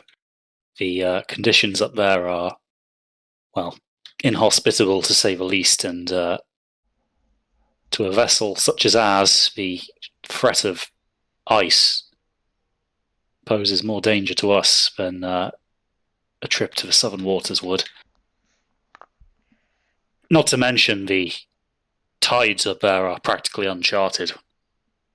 The waters are perilous enough, even when we know what's going on beneath them. But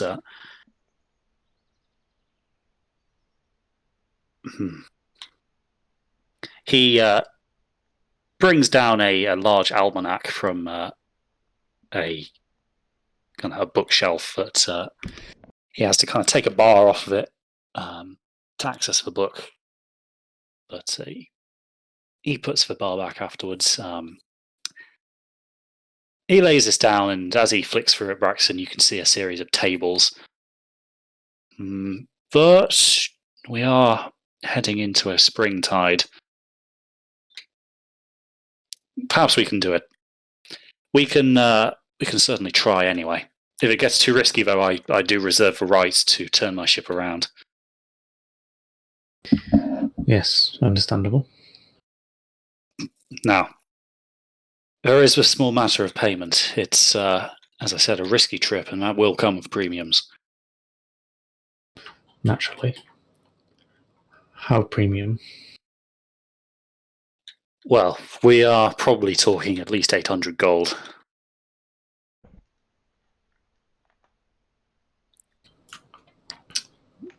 Okay, that sounds fair. It's a perilous journey after all.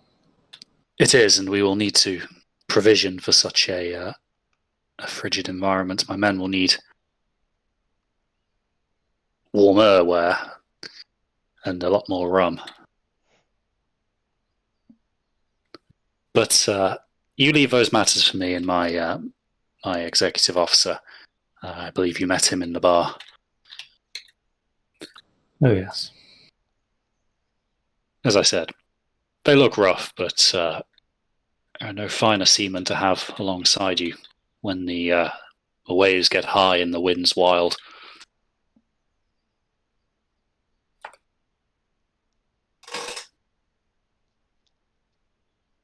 Well, as it happens, the next available chance we have to depart our current berthing is probably going to be no later than 4 hours from now with the next tide. But we're more than happy to allow you the use of our launch to come and go as you please from the ship in the meantime.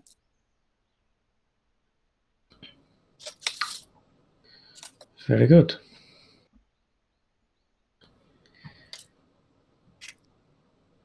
Okay. How are we looking on finances, everybody? I have 300 gold still. I've got so- 400. Okay. Jason, can you help at all? Or Havel? Ooh, I just had a micro panic moment for a second there.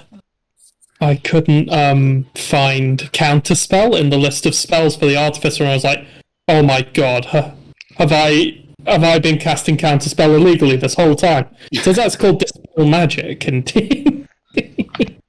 No, there is counterspell. They're two different things. okay. Dispel magic is getting rid of existing magic. Counterspell is stopping people from casting new stuff. Oh. So if you you've been actually using have counterspell? counterspell and it's not there, you have been doing it illegally. Oh no! Right, let's rewind 3 Yep. sessions. Let's How, go again. I haven't used. That's all right. That's my bad as well. I should have checked that as well. That is, that's my bad. To be fair, Yeah, it does I'm just looking now. I don't choose think one it is on magical there. effect, duration, instantaneous. I don't know. I just thought they came under the same umbrella. My bad. I had no idea. It's not all too clear with it. But yes, counterspell and dispel magic are two distinct spells. Okay. Noted. Man, that must be. That gives you a lot more room, doesn't it, as a GM? Well, I mean, I was going to throw spells at you eventually anyway, regardless of the ability to do anything about it. Yeah.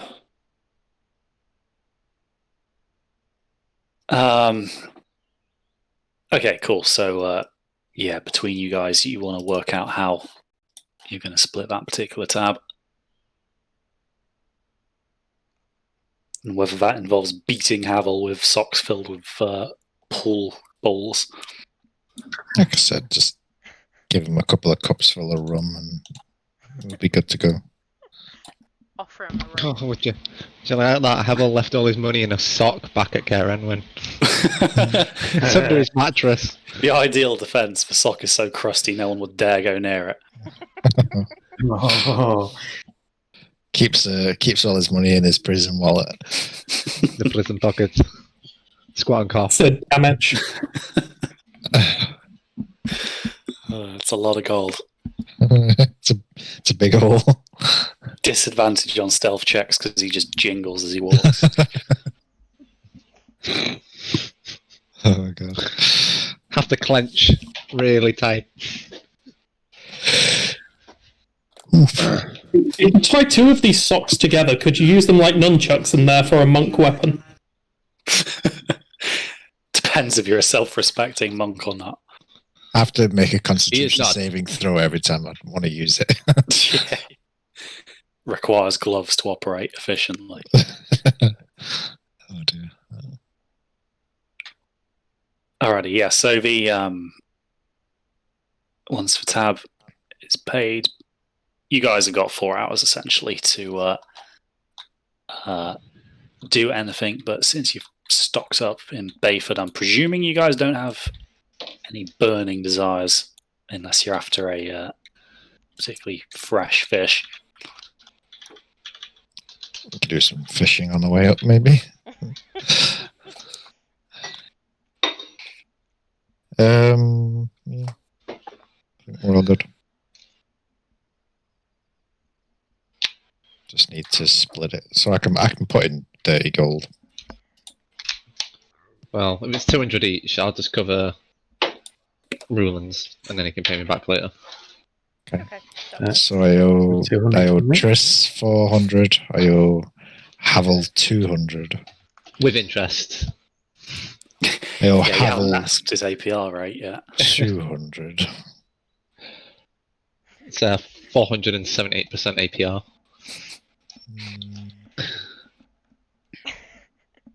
ironically, the party member who is closest to being a legitimate monster isn't actually going to charge you interest here. The fiscally responsible abomination. Yeah. Fools you. I'm getting more money than I paid out. Alrighty. So, yeah, the ship starts to kind of come alive as deckhands are kind of set about tasks around the ship. The launch is sent off. In a few hours, comes back with a few crates of provisions. Your fairly standard ships, biscuits, things like that, as well as what appear to be some fairly low-end kind of cold weather gear for the crew. No way near up to the same standard that you guys managed to acquire in Bayford, but better than the fairly threadbare kit that most of them seem to be wearing at the moment. But the ship itself is made ready quite quickly. The rigging is set, and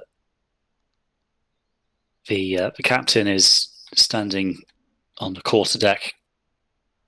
Appears to be deep in conversation with his XO. He's brought the chart up with him, it seems, and is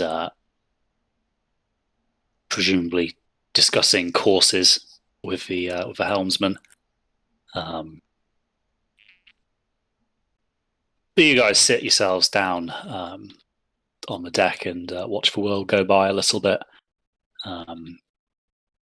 As the day starts to draw to a close, the local fishing fleet seems to have returned, and the busy harbour becomes even busier as a series of small fishing vessels try and kind of work their way in between some of the larger ships anchored off the coast, down to smaller berths that are still available. But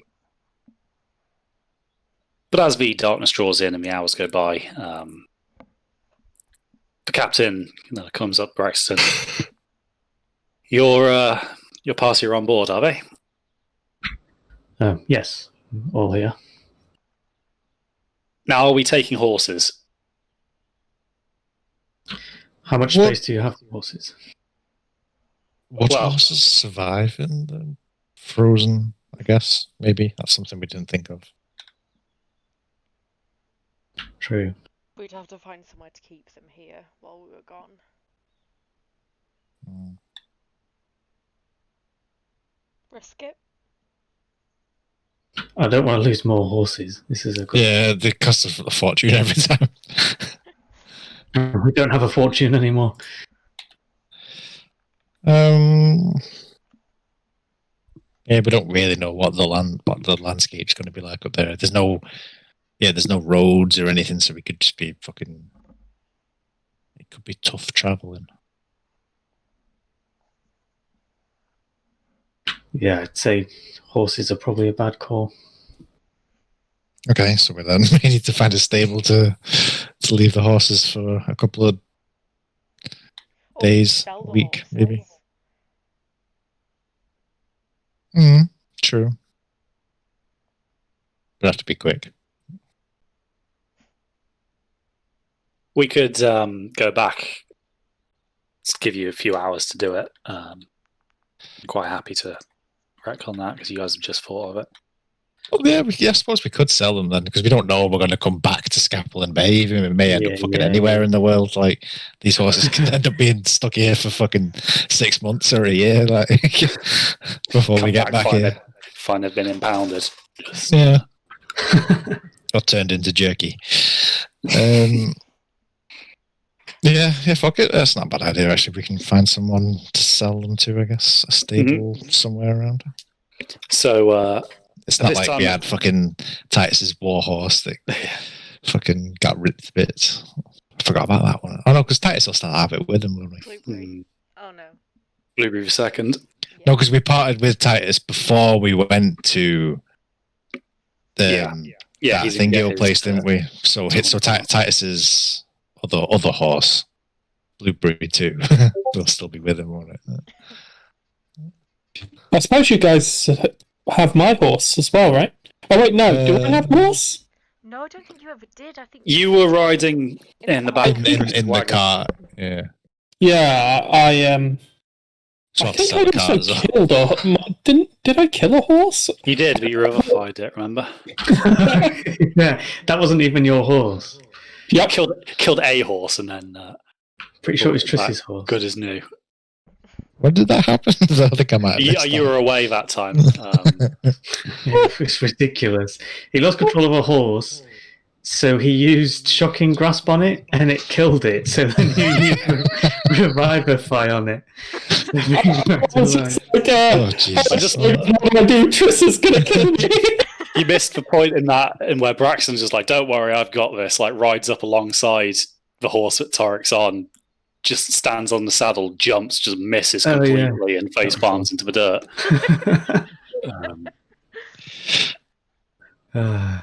Running from a devil Joe, but he's scared that Triss is going to kill him.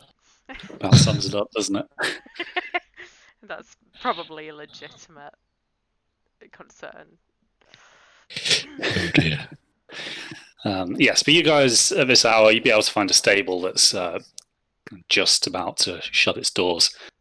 But you speak to the foreman, and he's able to give you a price of about 85 gold a head for the horse, and then probably about 130 gold for the kind of a trap and its workhorse.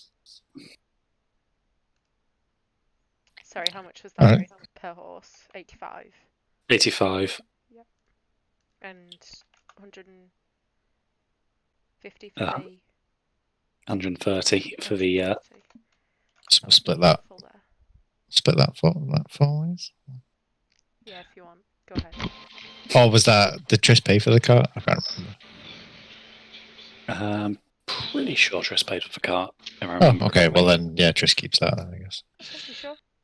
Yeah. So 85 gold each for the horses, and then Trish gets 130 for the car. And I'll. So, yeah, you guys strip everything out of your saddlebags and head back up to the ship. So, the hour rolls back around, and the captain calls for the anchors to be raised, and you guys set sail out of the harbour walls, lighthouse behind you fading as the ship sets off into the night. The captain says that you can probably expect about a week of travel. By his best calculations, as long as the wind holds. But he seems quite happy with the conditions of the sea. You've got a gentle chop to it, but it's nothing too much for ship kind of pitches and tosses about what you would expect for a vessel of its size. But yeah, you guys are going to basically get a week of downtime. Meanwhile, Torrick, it seems from what you can tell, you appear to be heading east. Are you sure you want to make that trip? However, the travelling is not easy, even with what appear to be quite specialised vehicles for terrain. Yeah. The dogs can handle the snow, it seems, but the mountains prove to be quite tough going for the sledded carts. Do you reckon I'm able to access a piece of parchment? Yeah, the academic supplies. I was thinking of using my cartographer kit to try and get a better idea of where I've been and where I'm going. Okay, cool. So you grab some paper and some pens, and you jot down the notable features that you can see as you go. Due to the fact that you're largely travelling kind of in between mountains, it's quite a narrow map, but you reckon if you were to see the peaks again, you'd be able to kind of use the map to navigate at least along your current route. All right, cool. Yeah, my idea with the skywrite thing is to kind of compare the line that it draws to the stars in the sky. This device is pumping out a fairly noxious black smoke. Although it's giving off a bit of heat as well, so your defense that you're using it to keep warm seems to hold, but you get called a pussy by some of the tribesmen. I mean, yeah. The kind of weakness that you've shown clearly amuses them, but being so tiny, it clearly was to be expected. Maybe I should shrink them down to size and see how they feel with that. But I don't say that out loud because my guess would be they would feel angry. I imagine they would put my head in a toilet, so... You'd be lucky for a toilet, I would imagine, in this time period.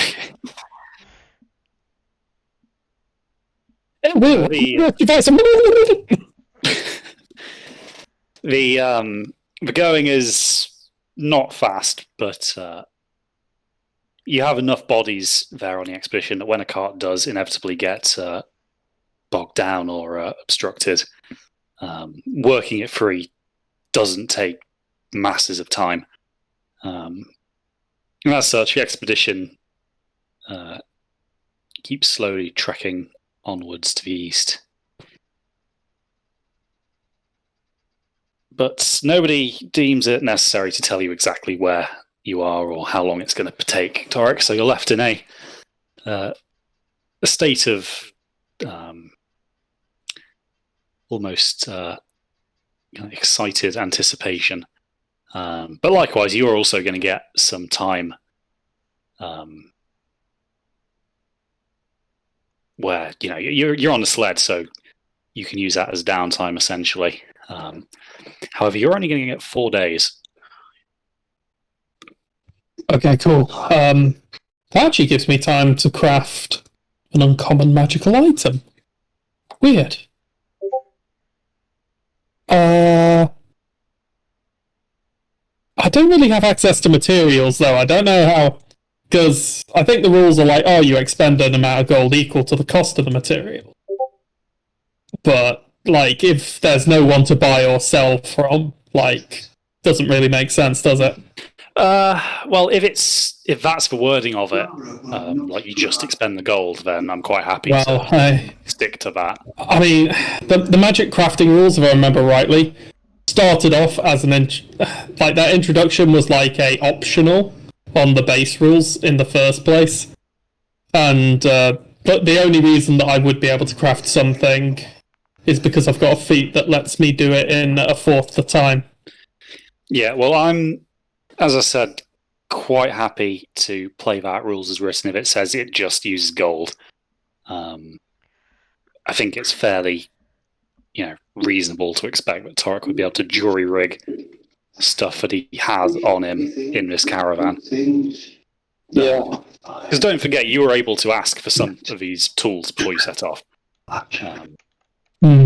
So you've got a few components that you're at least familiar with. Yeah, I think that's something I should probably read the rules for. Like now that I've fucked up with the counter spell, I'm just treading carefully.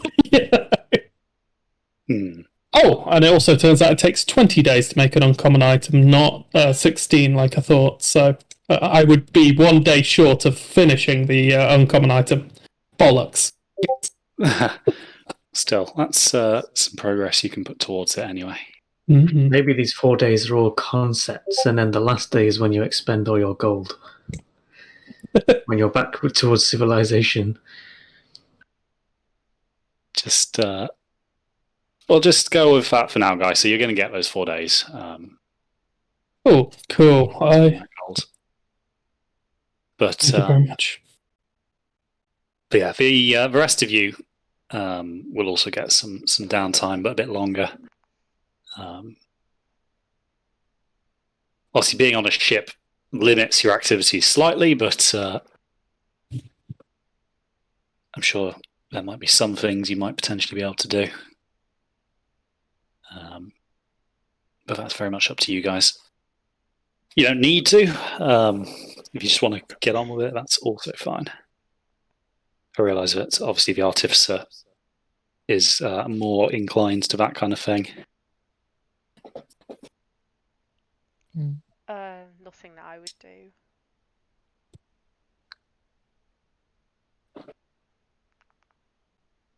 No, nothing particular that I'd do. Read a book. Nothing useful anyway. Yeah, some reading. Reading sounds like a really good idea.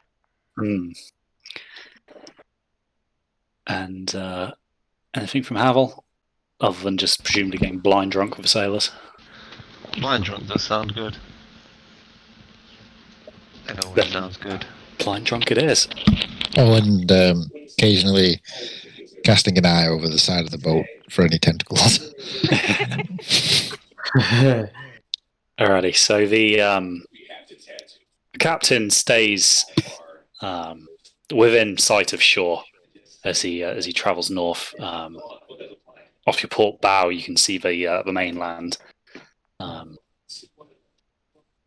The wind is fairly kind to you. It's not directly a tailwind, but it's kind of mostly pushing you in the right direction. And it looks like the LaSalle is quite a speedy little vessel. More so now that she's unburdened by any particularly weighty cargo.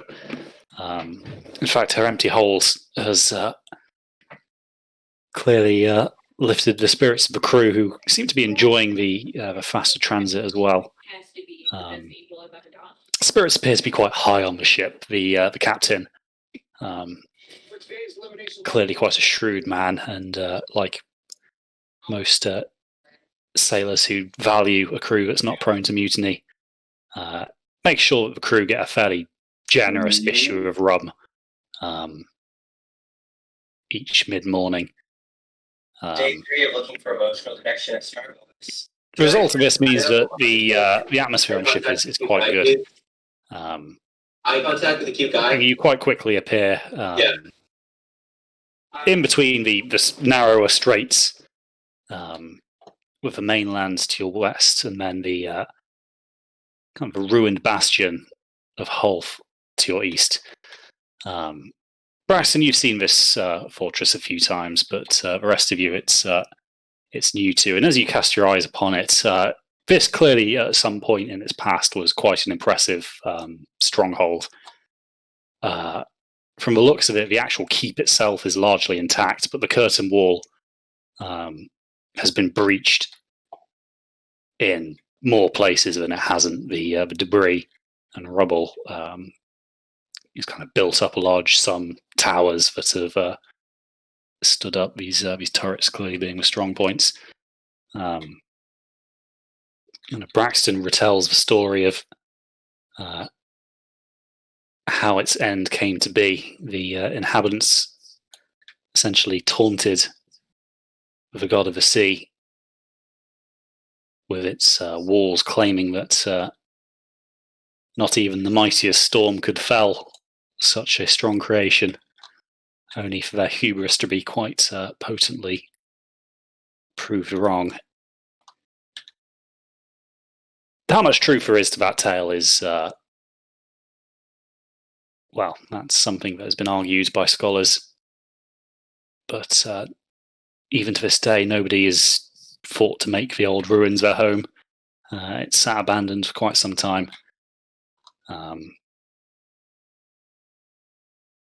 it quite quickly falls away. Again, the wind is holding in your favour as you start to move northwards into the wider stretch of water.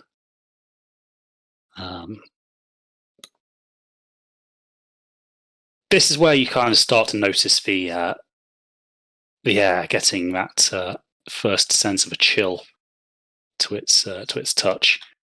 And as you come out from the straits and the cover of the mainland starts to fall away behind you, the wind picks up quite a bit with no land masses to shelter you.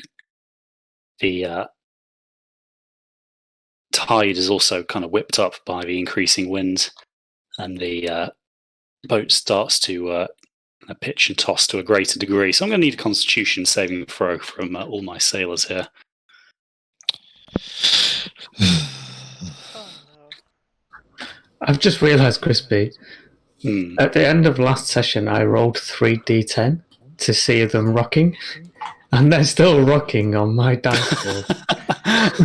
What? I got a 10 for that. So this whole time they've been sat there rocking. Yeah, it does not like D10s. I think if you pick them up and let them go. I think you can. Can you delete them?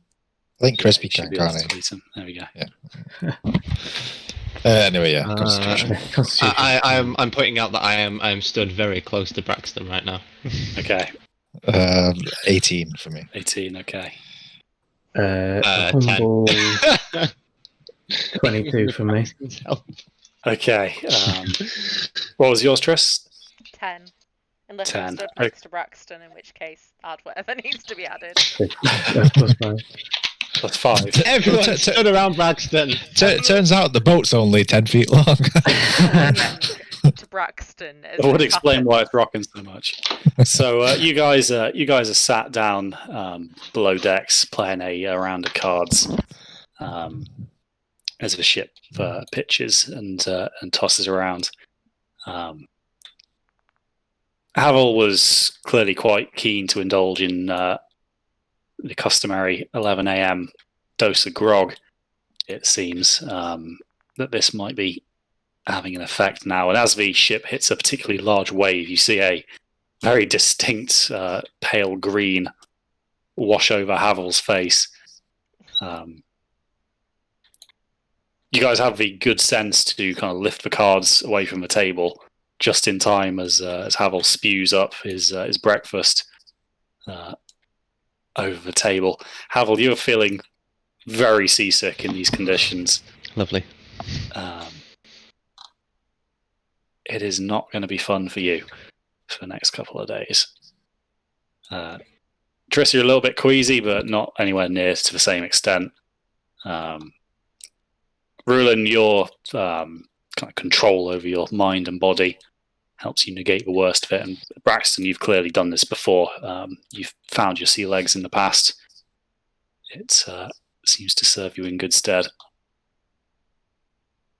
And just as well too, because as the night draws in, the wind picks up. You can kind of hear the howling of the wind above decks, the kind of lashing of sailcloth as it's struggling to contain the force of this gale.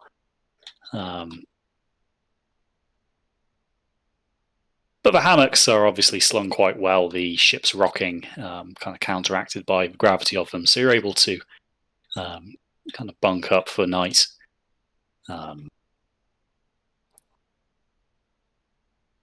Despite the kind of worsening conditions outside. Come morning, however, the weather seems to have died down again a little bit, enough that you're quite comfortable putting your kind of heads up above the hatch to see what's going on. And now you can really feel the chill in the air.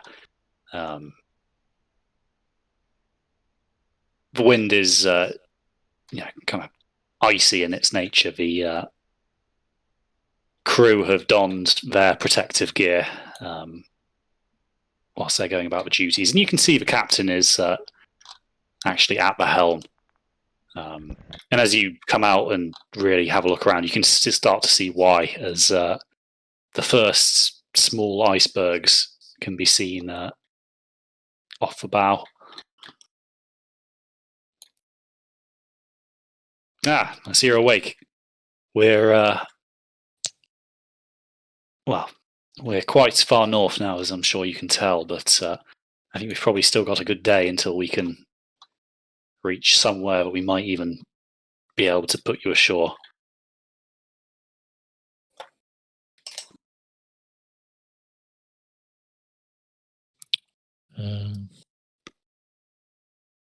As in, whereabouts roughly? So you guys are probably roughly around here. Okay. So you haven't got sight of land just yet, but Captain says it's probably about a day away. Okay.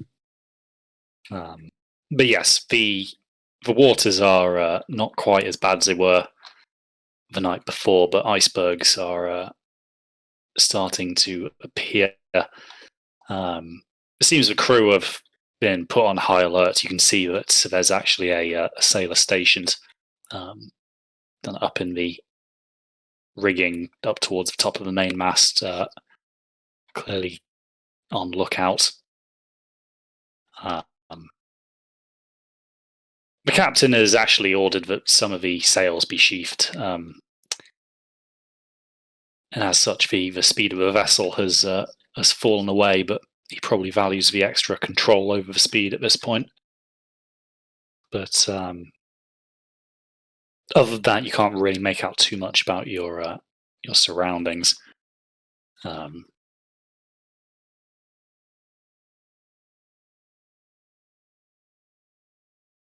So yeah, you guys are probably going to need to don your winter wear. Now things are starting to get uncomfortably cold.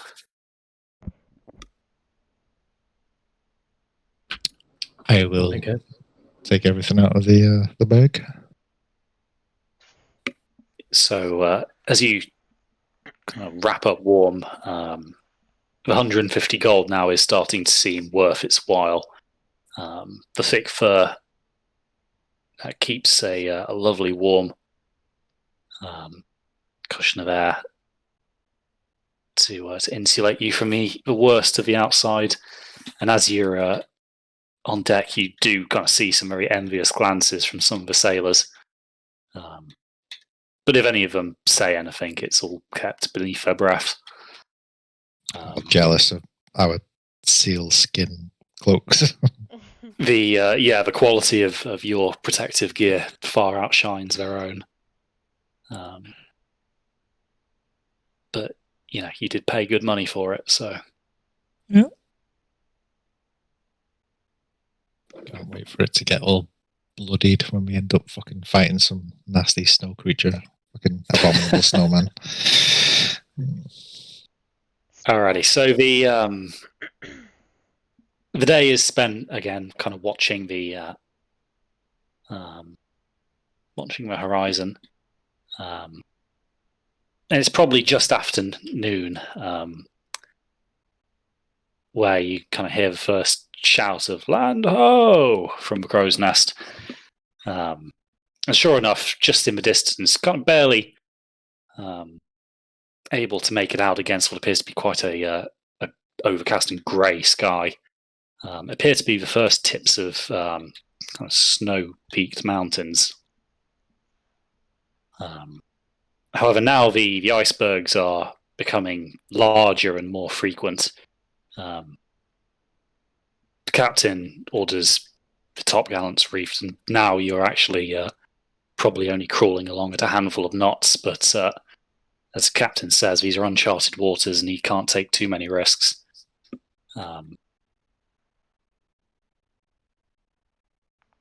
But for most of you, I mean, if not all of you, the icebergs are really a sight to behold. The kind of sheer size of them. Even those of you that would have heard of weather like this, to see it up hand is something else entirely. I mean, these some of them completely dwarf the little schooner that you're on.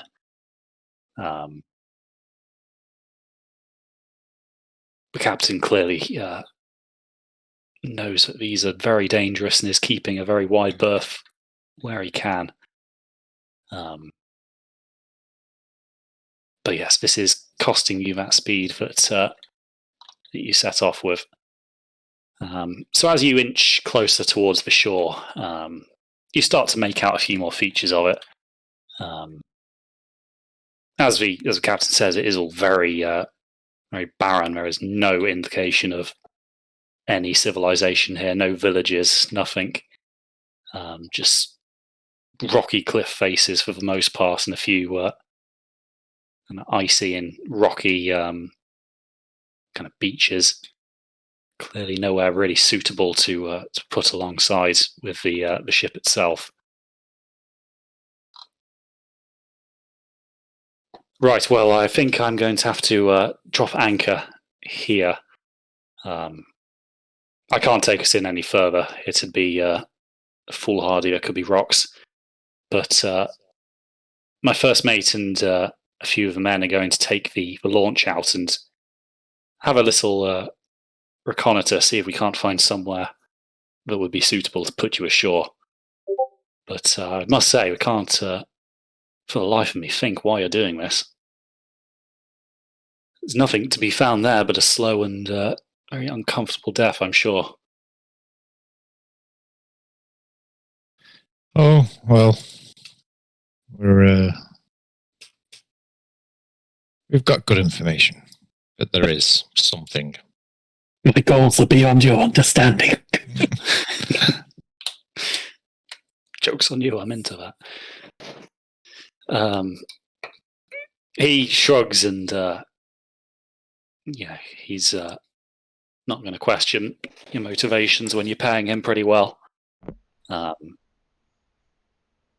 a handful of men are selected, and the XO leads them down into this launch, and you watch as they kind of paddle away towards the shoreline, leaving you and the rest of the crew on the LaSalle.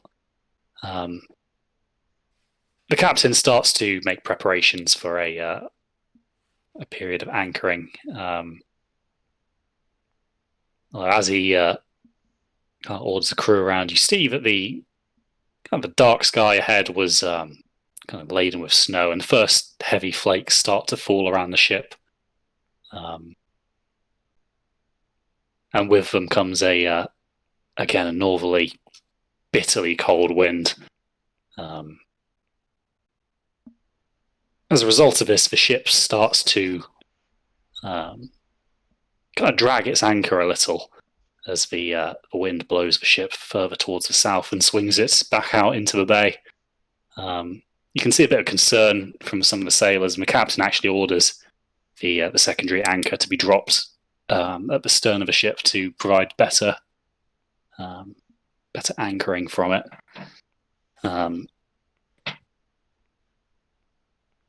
But it seems to work. Whatever he's done, the ship bobs up and down quite vigorously, but it seems to be holding its position. After a few hours of this, the launch returns to the ship, and the crew clamber back on board.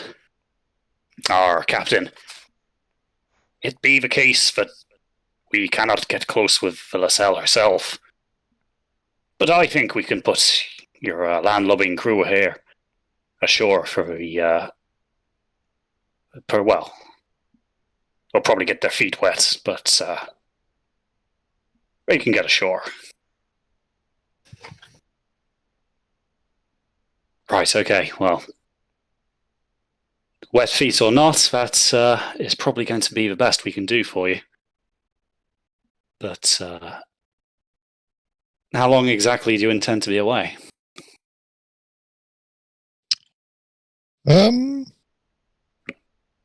Never really established. Yeah, we're not sure about that. It could be quite quick. Well, we have provision enough for a week of anchoring before we need to head back. Well, that's what it'll be then. Wait for us as long as you can. If we don't show up, then no hard feelings.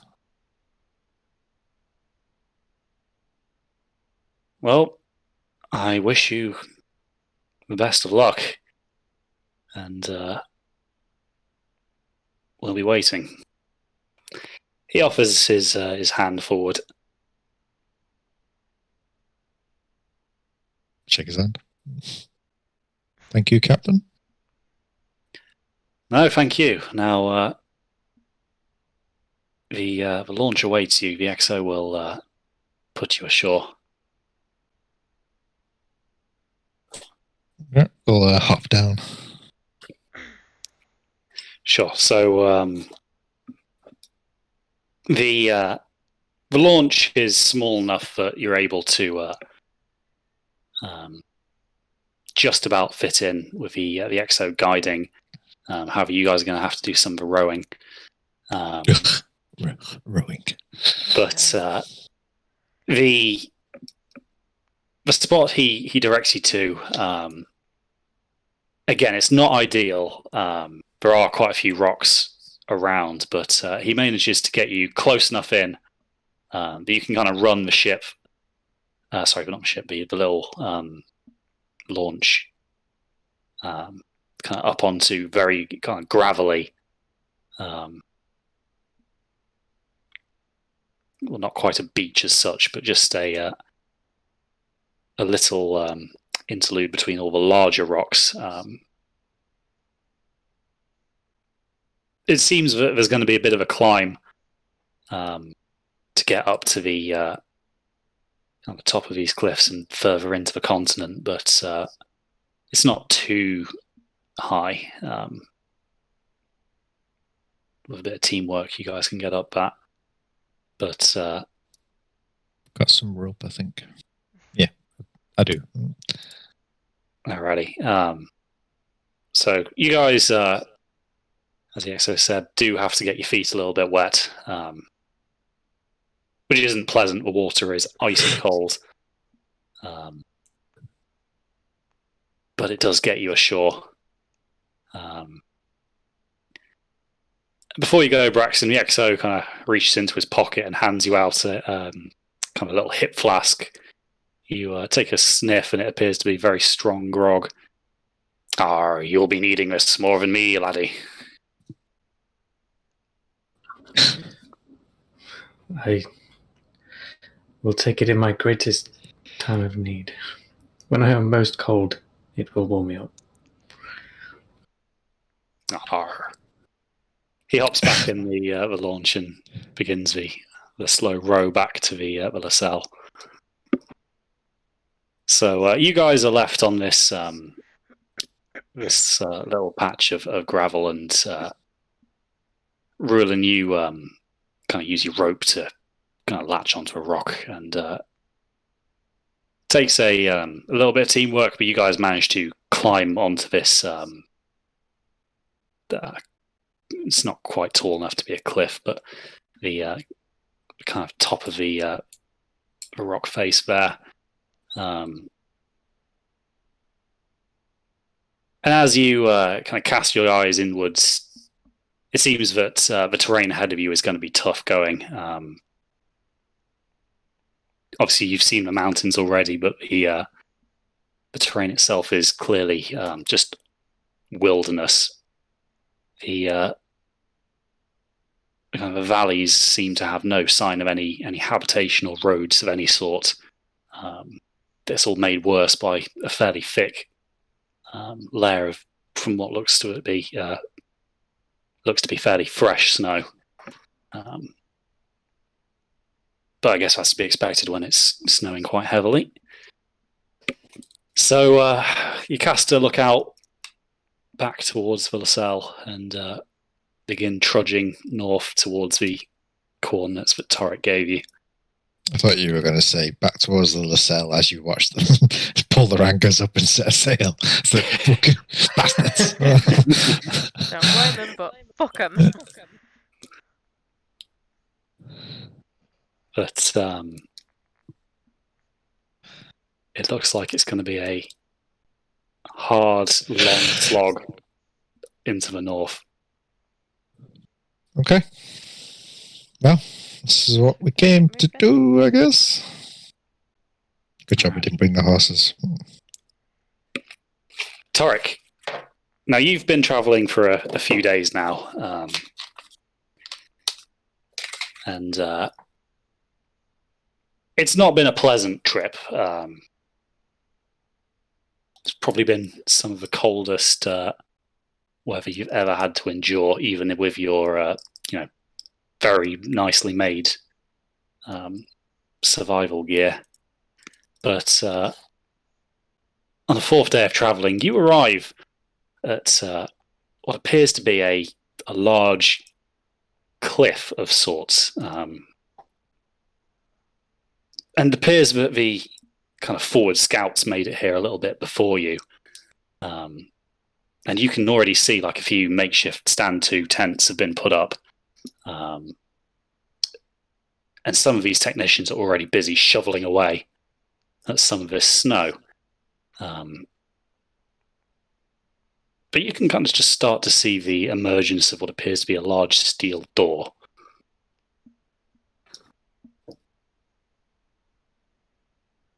How grand is it? It's fairly grand. You're talking of a similar construction to the one you saw in that cave.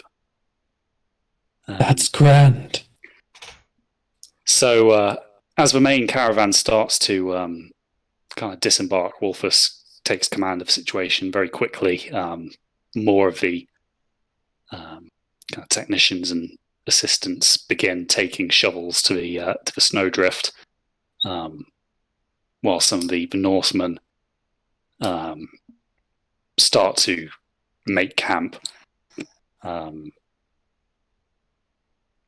It doesn't take too much digging before you start to see kind of the familiar symbol of this scaled fist around a broken horn, and the laurel start to appear from beneath the snow. However, it seems that there was some damage done to this door. You can see that several rocks of quite large size have fallen over time from the cliff face above this rock, which has caused, scraping along the door itself. One seems to be obstructing the hinges. More problematically, it appears that one has fallen and crushed whatever was on what appears to have been a plinth of sorts. Oh, Jesus. Okay, so the plinth used to, I presume, power the door has been crushed. It looks like that is the case. Oh, no! And, yeah, I'm gonna approach it and then, use my power suit to lift the pillar off of where the plinth should be. So, you kind of power up the power suit for the first time. You've had a bit of a chance to tinker with it on the way over, but your repairs seem to be holding after that fairly brutal treatment that Strauss subjected it to in your little stay with Quintilius. But the servos whine and protest a little bit, but eventually the rock does start to move. A couple of the tribals kind of come to help you. You suspect not to be helpful or lend a hand, but rather just to show off their strength. Well, if the little guy can do it. Yeah, so between you, you kind of roll this large rock off this plinth, and you can see that, yes, there is destruction been wrought onto it. The command console appears to be thoroughly pulverized beyond repair. This is judging by the corrosion, you can see that this has probably fallen quite some time ago. Ooh, something I could do actually, and Torrick would look for. I view the pillar from where it fell. Has this been collapsed on purpose, or has it been an accident? So, roll me an intelligence saving throw. Actually, no, investigation would be better. Yeah. What was that? 9? Ooh, I get a +5 to investigation, I think. Okay, so you take a good look at this rock and then at the immediate surroundings, and it seems to match fairly closely to a scrape along the actual steel of the door. You follow it up the cliff, and after a while, you see a place that looks like it might once have been, attached to something. The corrosion and weathering isn't as severe. It looks like this was just a case of weathering on the rock, causing it to break off and collapse. The kind of howling wind suggests that the conditions here are fairly harsh. Couple that with freeze 4, and you're going to get stuff like this happening on sheer faces like this. Jeez, this is not good. I'm gonna have to send a message to Quintilius and let him know. While you're doing this, and you obviously made a fair noise about doing it, the others have been working away at something, unpacking crates, and Wolfus is overseeing the construction of something by the door. As you realise that, you see a kind of what looks to be just a series of pipes and bottles and canisters taking shape, but a brilliant blue beam of kind of quite intense flame erupts from the end of one of these and starts to be applied to some of these hinges that are exposed. They've got a fucking thermal drill.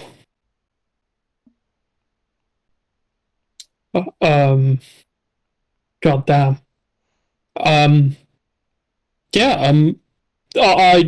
do a roll on the nature of the drill. Is it mechanical like the other devices that I've recently seen? That'll be another investigation. I didn't realise we were packing such heat. That's 22. 22. So you take a closer look at this contraption. It appears to be chemical in nature. The apparatus serves as a kind of mixing vessel before expelling and igniting the compound.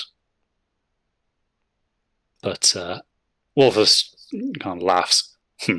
You think we would mount such an expedition and not be prepared? Even with a device as sophisticated and brilliant as this, it could take us hours, maybe days to melt through this door. Then we shall wait hours and maybe days. But the door will open. I'll say something quite like, damn, I'm already out of snacks. So, yes, this is a large steel door and the environment is cold as it is, so the device is placed in its position and left to do its work. You're quite right in your assumption. This is going to take a fair old bit of time. This is a lot of steel that this thing needs to cut through. But the rest of the technicians are clearly okay with the long run of it all. They now actually the camp is fairly well established. Torrick, you're left really with nothing to do but to return you to your tent and wait. And this is where the downtime happens, I'm guessing? Yeah, you'll get an additional few days of downtime, depending on how long the others take to get to you. Oh. Yeah, I've been trawling through wikis deciding what I want to craft. There's a few things which I've read it and I've just been like, fuck, that is so Torrick, but not very useful at all. And there's other stuff which I think would just be good for general survival. And another that I think could be the one, but I have questions. And I appreciate that if the other party wants to get with gaming, we can talk about this later. Yeah, well, it's something you can have a think about. You're going to cut back to the others. You think we're going to survive getting to you? That's nice. That gives me some hope. Alrighty, so the rest of you now, you're kind of making your way inland. The going is hard. The snow comes up to the kneecaps.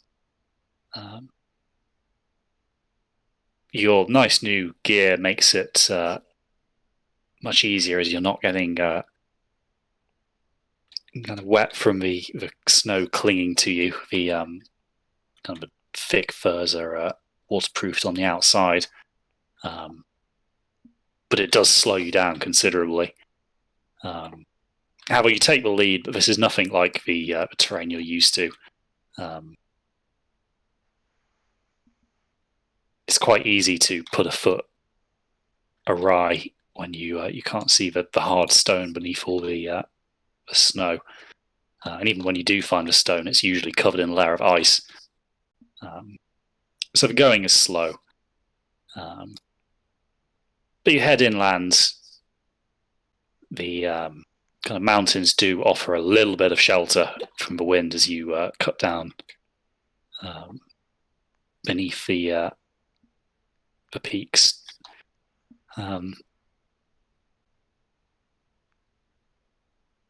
After about a half day's travel, though, you do get to what appears to be a path divergence where you have a choice to make. Kind of leading to your right a little bit, you have what appears to be a frozen lake. On testing the ice, it appears to be very solid.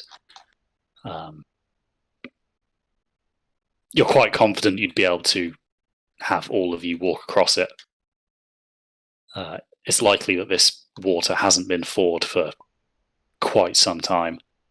The other option is to kind of continue with your path, kind kind of following the valleys between the mountain range. The lake would definitely be faster. However, it would be more exposed.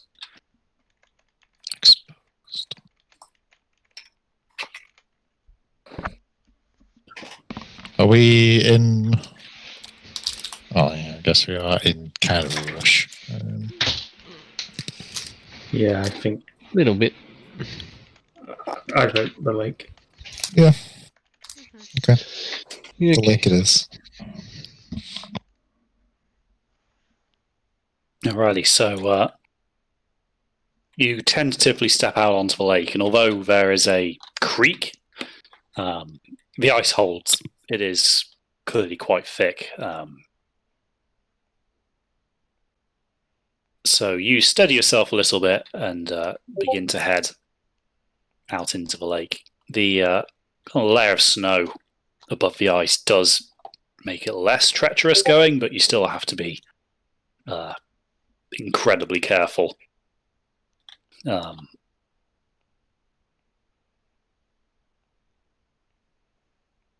Now, the lake itself clearly stretches out for quite some way. You would estimate probably about 10 kilometers in length, and at its widest point about 5, but averaging about 2. We sticking to the shore? We going into the middle? What way would you like to take?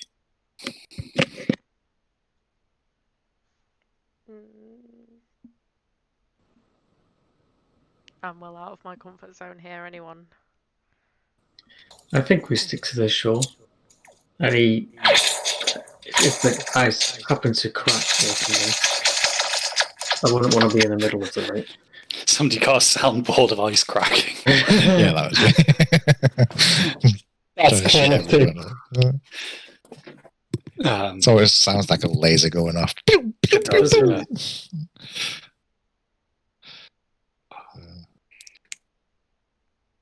Sorry, back to this. So, yeah. Yeah, I'd say stick to the shore. Makes sense, where it'd be thickest and sort of, yeah. Alrighty. So you guys start to trek out, but you don't go too far. You probably stay within a couple of 100 meters of the shoreline. And now the journey now is a little bit faster. You don't have to navigate the kind of the climbs and descents, but the valley transits would offer. However, I must say the wind here is obviously much higher. The mountains, whilst more treacherous underfoot, did provide more shelter from the elements. So as you go, the snow is kind of whipped into your face. Kind of eyes and cheeks start to burn. But you grit your teeth. It's unpleasant, but your core temperature is staying warm thanks to your gear. The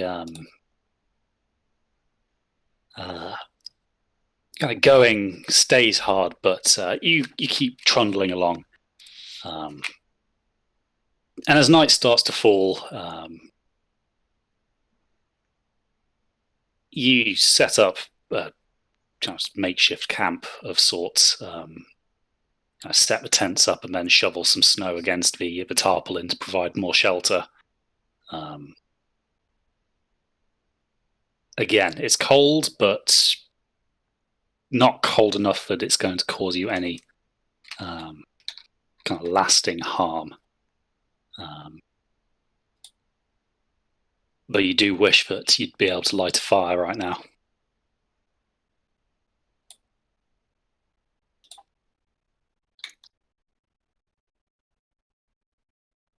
So So as the darkness draws in, and you're huddling together for warmth beneath this snow-embedded tarpaulin, the only thing you can really hear is the wind kind of lashing overhead. But even that is kind of muffled slightly as you start to kind of detect that the snowfall is becoming heavier.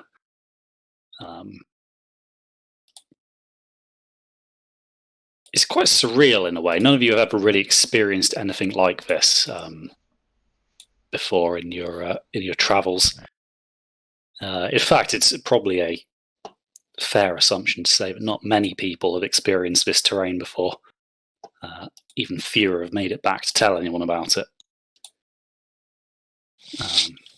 So you contemplate that as you sit beneath your makeshift shelter. But morning does eventually come. Everybody roll me a perception, please.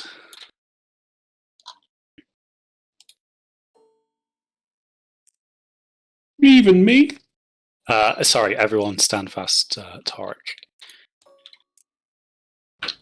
Oh.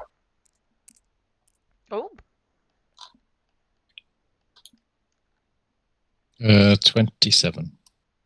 Uh-huh. Oh, Pascal got natural Pascal 20. nat So there you 20 go. did. Alrighty, so Triss, you are one of the first to rise in the morning after Rulin. And as you start to get up and the rest of them are breaking camp, you cast your eyes to the shore. You could swear you saw movement just in the start of what appears to be a series of coniferous trees, all coated with snow, but a little rustle of white on white. Curious to this, you actually reveal your third eye to double check it, and this makes it much clearer. Something is on the shore and it is trailing you. And because you nat 20'd it, I'm actually going to show you what you see. Oh.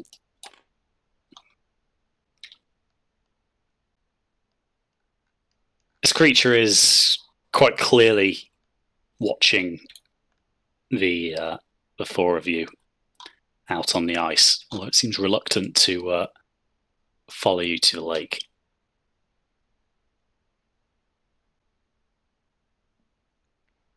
You reckon there's probably about 300-400 meters between you and it. it might be worth. Shit, I was going muted. further into So the it's not lake. actively coming towards us. No, it's staying very firmly on the shore.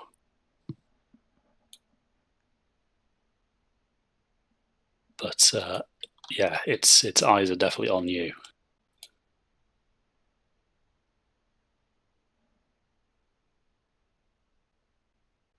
Okay, we'll do the old classic wild animal thing where you just,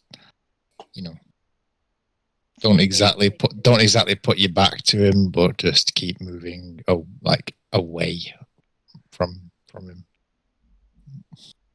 That's what I suggest. Move further out into the lake, continuing in the direction that we're going in Maybe, anyway. is there like a survival check or something I could do for this? What, for dealing with wild animals? Yeah. The best approach. If only there was a role that could, be representative handling animal. Fair point. Yeah, actually, it's a good point.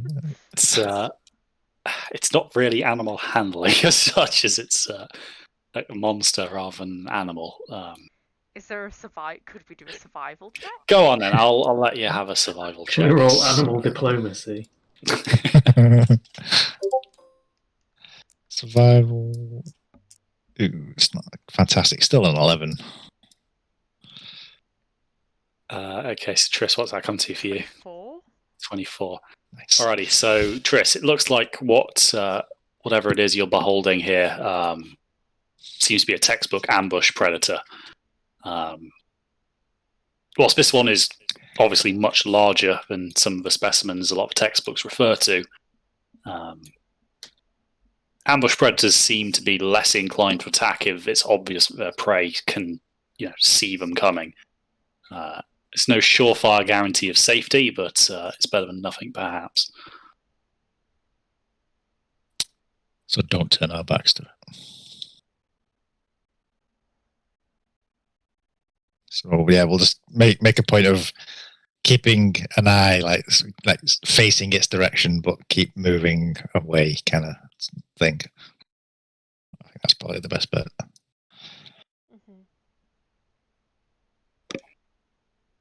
Alrighty. Just getting some distance between us. But don't fucking lose sight of it, whatever we do, because it'll just fucking sneak up on us. Okay, so you point out the creature to everybody else and come up with a plan that you're not going to do too much to directly confront it or try and escape from it. So you carry on roughly northeast, making sure to kind of keep tabs on this creature. And sure enough, it seems to kind of follow along again on the coast. Kind of maintaining the same distance from you guys as you go. This shows no sign of wanting to come and put more kind of aggressive moves on you. However, as you go forward, the snow starts to become much heavier, to the point where actually quite sizable hail is falling amongst the snow. Actually, it's kind of starting to pick up in intensity. Torrick, same applies for you. Actually, the conditions have been worsening at the dig site. The device has basically now had to have a makeshift windshield built around it to keep the beam ignited. But the locks have started to give now. The first hinge has been burnt away, and the second one is now under that intense heat. The rest of you, as you keep going, and the snow and hail starts to come down with increasing ferocity.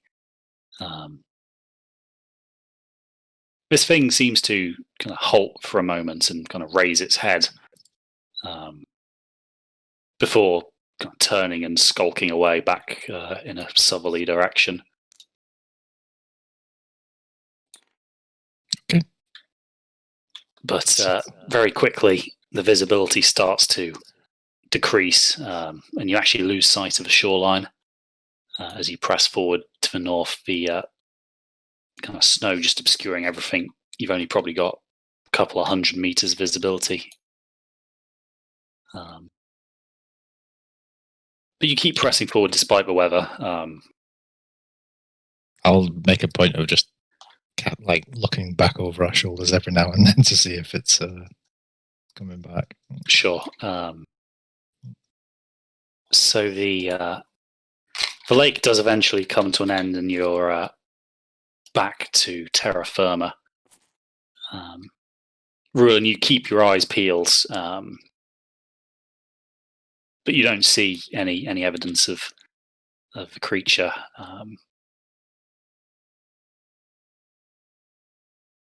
But you guys now face a fairly it's not really a mountain as such, but a large ridge line that you need to climb.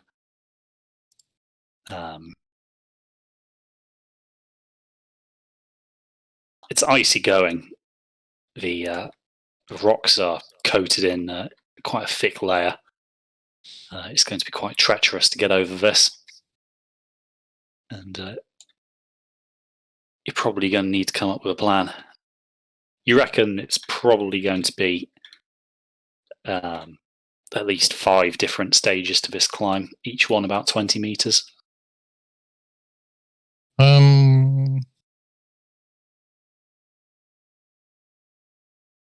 I've got 50 feet of rope, so that's what, 20 5.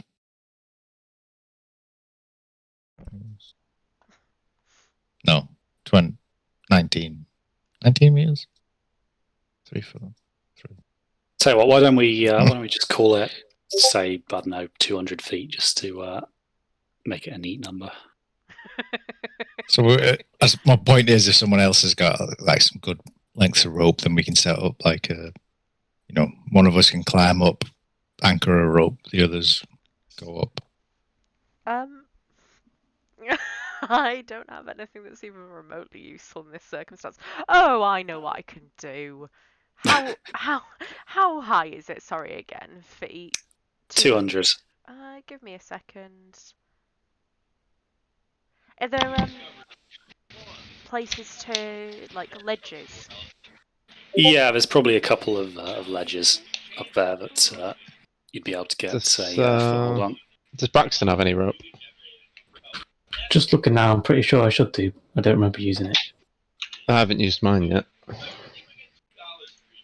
Oh, well, there we go then. That's It's Right, not super. listed, so I don't have any. So what we'll do Oh, is... do you not have it in your adventurers pack? Adventurous packs contain rope, yeah. I think we have used rope in the past, though, so you might have used it and just not replaced no, it. it is there. Yeah, I just missed it. Right, so give me one end of the rope. I can levitate myself up 60 foot. Oh. And tie it off. We tie them all together, make 100-foot-ish of rope, and you dimension door to the top. Yep, all that would work as well. And then we Well, have to That try takes to a spell slot though, that's all. But I can levitate up to 1 foot and then... I can climb any surface with my gloves. So how about we tie the ropes together, I'll climb up and then drop the rope. Oh, that works. Yeah, that works. I just don't want to waste. Are you sure you don't have rope? Resource. Triss. Huh? Sure Triss doesn't have any rope. Yeah, Or have you sure. used yours? I think we used mine. So we can still. So it's not. So it's 200 feet all the way up, but we can do All the it way in up. stages. Yeah. Yeah. Okay. So yeah, that's fine. We'll have 150-ish. Yeah, 150 feet of feet of rope. We can get. Well, let's go. Say halfway up, and then I'll climb up and do the rest of the way. Yeah. So that's the plan. Okay. I will And this activate way- my spider gloves then. We only have Rulin and Braxton who actually need to climb up that rope because my levitate's a free action. Is at will, so I don't need to Yeah. take spell slots for Oh right, it's like a cantrip, is it? it. Yeah, it's a pact boon. Okay, that's interesting. Okay, so Rulin, you activate these gloves and press them against the ice and kind of feel almost as if something is digging in. But you kind of put your weight on them and they hold even on the treacherous surface. Cool. So you start making your way up the cliff. So how far up are you going? Well, halfway up, might as well. Uh-huh. And just do it in 2 stages. Okay, so you find somewhere halfway up that's going to give you enough kind of perch just to tie an end of this rope around. After a few good tugs to make sure it's secure, you send the rest down to your companions beneath you.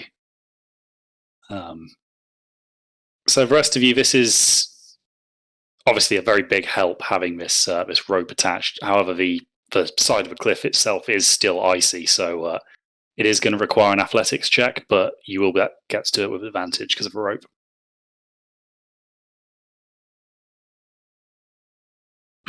Nice. So if Braxton and Havel are planning to climb it, I'll need one from both of you, and then Triss, you can decide if you're levitating or not. After you, Havel. Levitate and guide myself using the rope. Uh-huh. Just to make sure Cool. I don't go too far. Well, Havel and Braxton just like struggling, pulling themselves up. Triss is just sort of floating up alongside them. Like, Come on, fellas, do it. look, there's a nice foothold right there. Stick your foot in. No, to the left. Yeah, that's it. A little bit higher. Also, I'm going to point out now. You're like the person, like the third person involved with getting the couch upstairs. You just sort of stand back and sort of try and direct everyone. Like, gets under everyone's feet, basically. Yeah.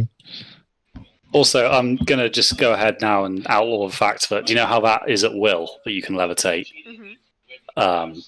I'm not going to be having it so you can levitate 60 feet and then cast it again and levitate an additional 60 feet and so on and so forth till you reach orbit.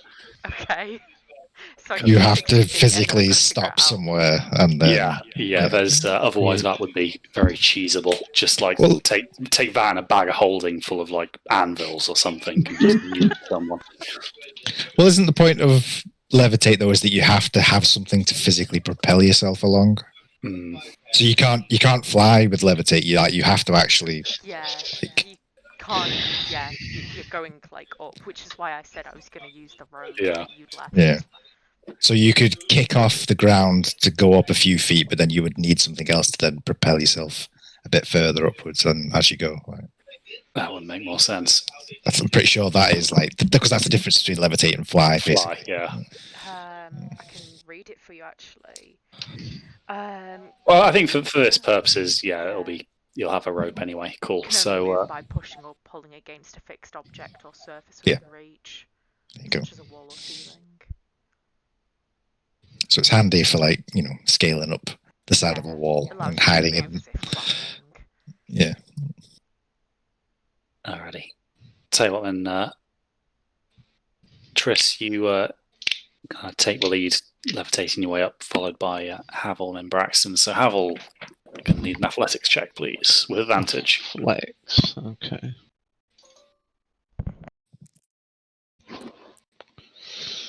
That's 21. Okay, so you get a firm grip of a rope and kind of kick your heels in as you go up. It takes some doing, but you get quite easily to the halfway point. Braxton.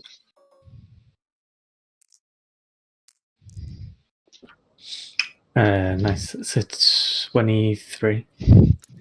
Okay, so yeah, using your kind of metalled toe caps, you kick footholds in as you go up, using a rope to kind of pull yourself with your upper body strength.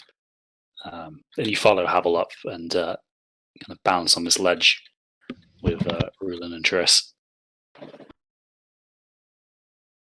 So it's a fairly snug fit as you're all pressed against this rock face, and you try not to look down as Rulin unties the rope from the first anchor point.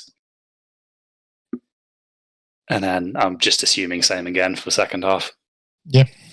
Cool. So Rulin, you get up with no problem, and now it's quite easy to find somewhere to tie up the rope at the top. Triss just shoots off, no problems. So Havel, you start your climb on the second leg. So another roll, please. Again, advantage.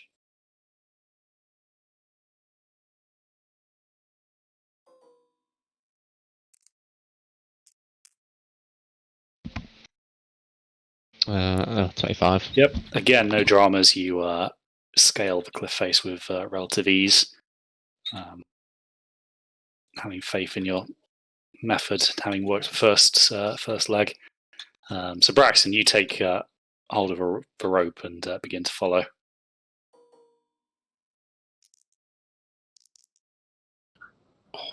13. 13. So on your way up, you kind of try to kick in.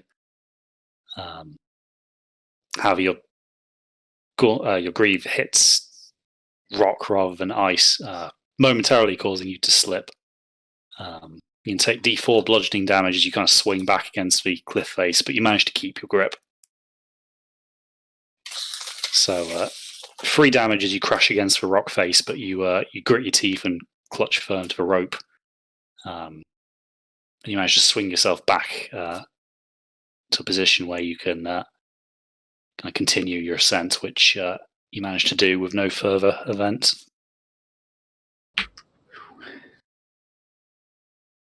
Alrighty, so with all of you now atop the ridge line, Run, you untie the rope and redistribute it to its owners. Now you guys are starting to get quite close to your destination. You can actually see a kind of puff of black smoke in the distance in the sky. So you make your way in that kind of direction, staying atop the bridge here. Have you come to a kind of a peak where you can get a good view down into a valley further north? And in the distance, you see what appears to be a camp. And that is where we're going to leave it for tonight. So took us forever to get there, but we made it.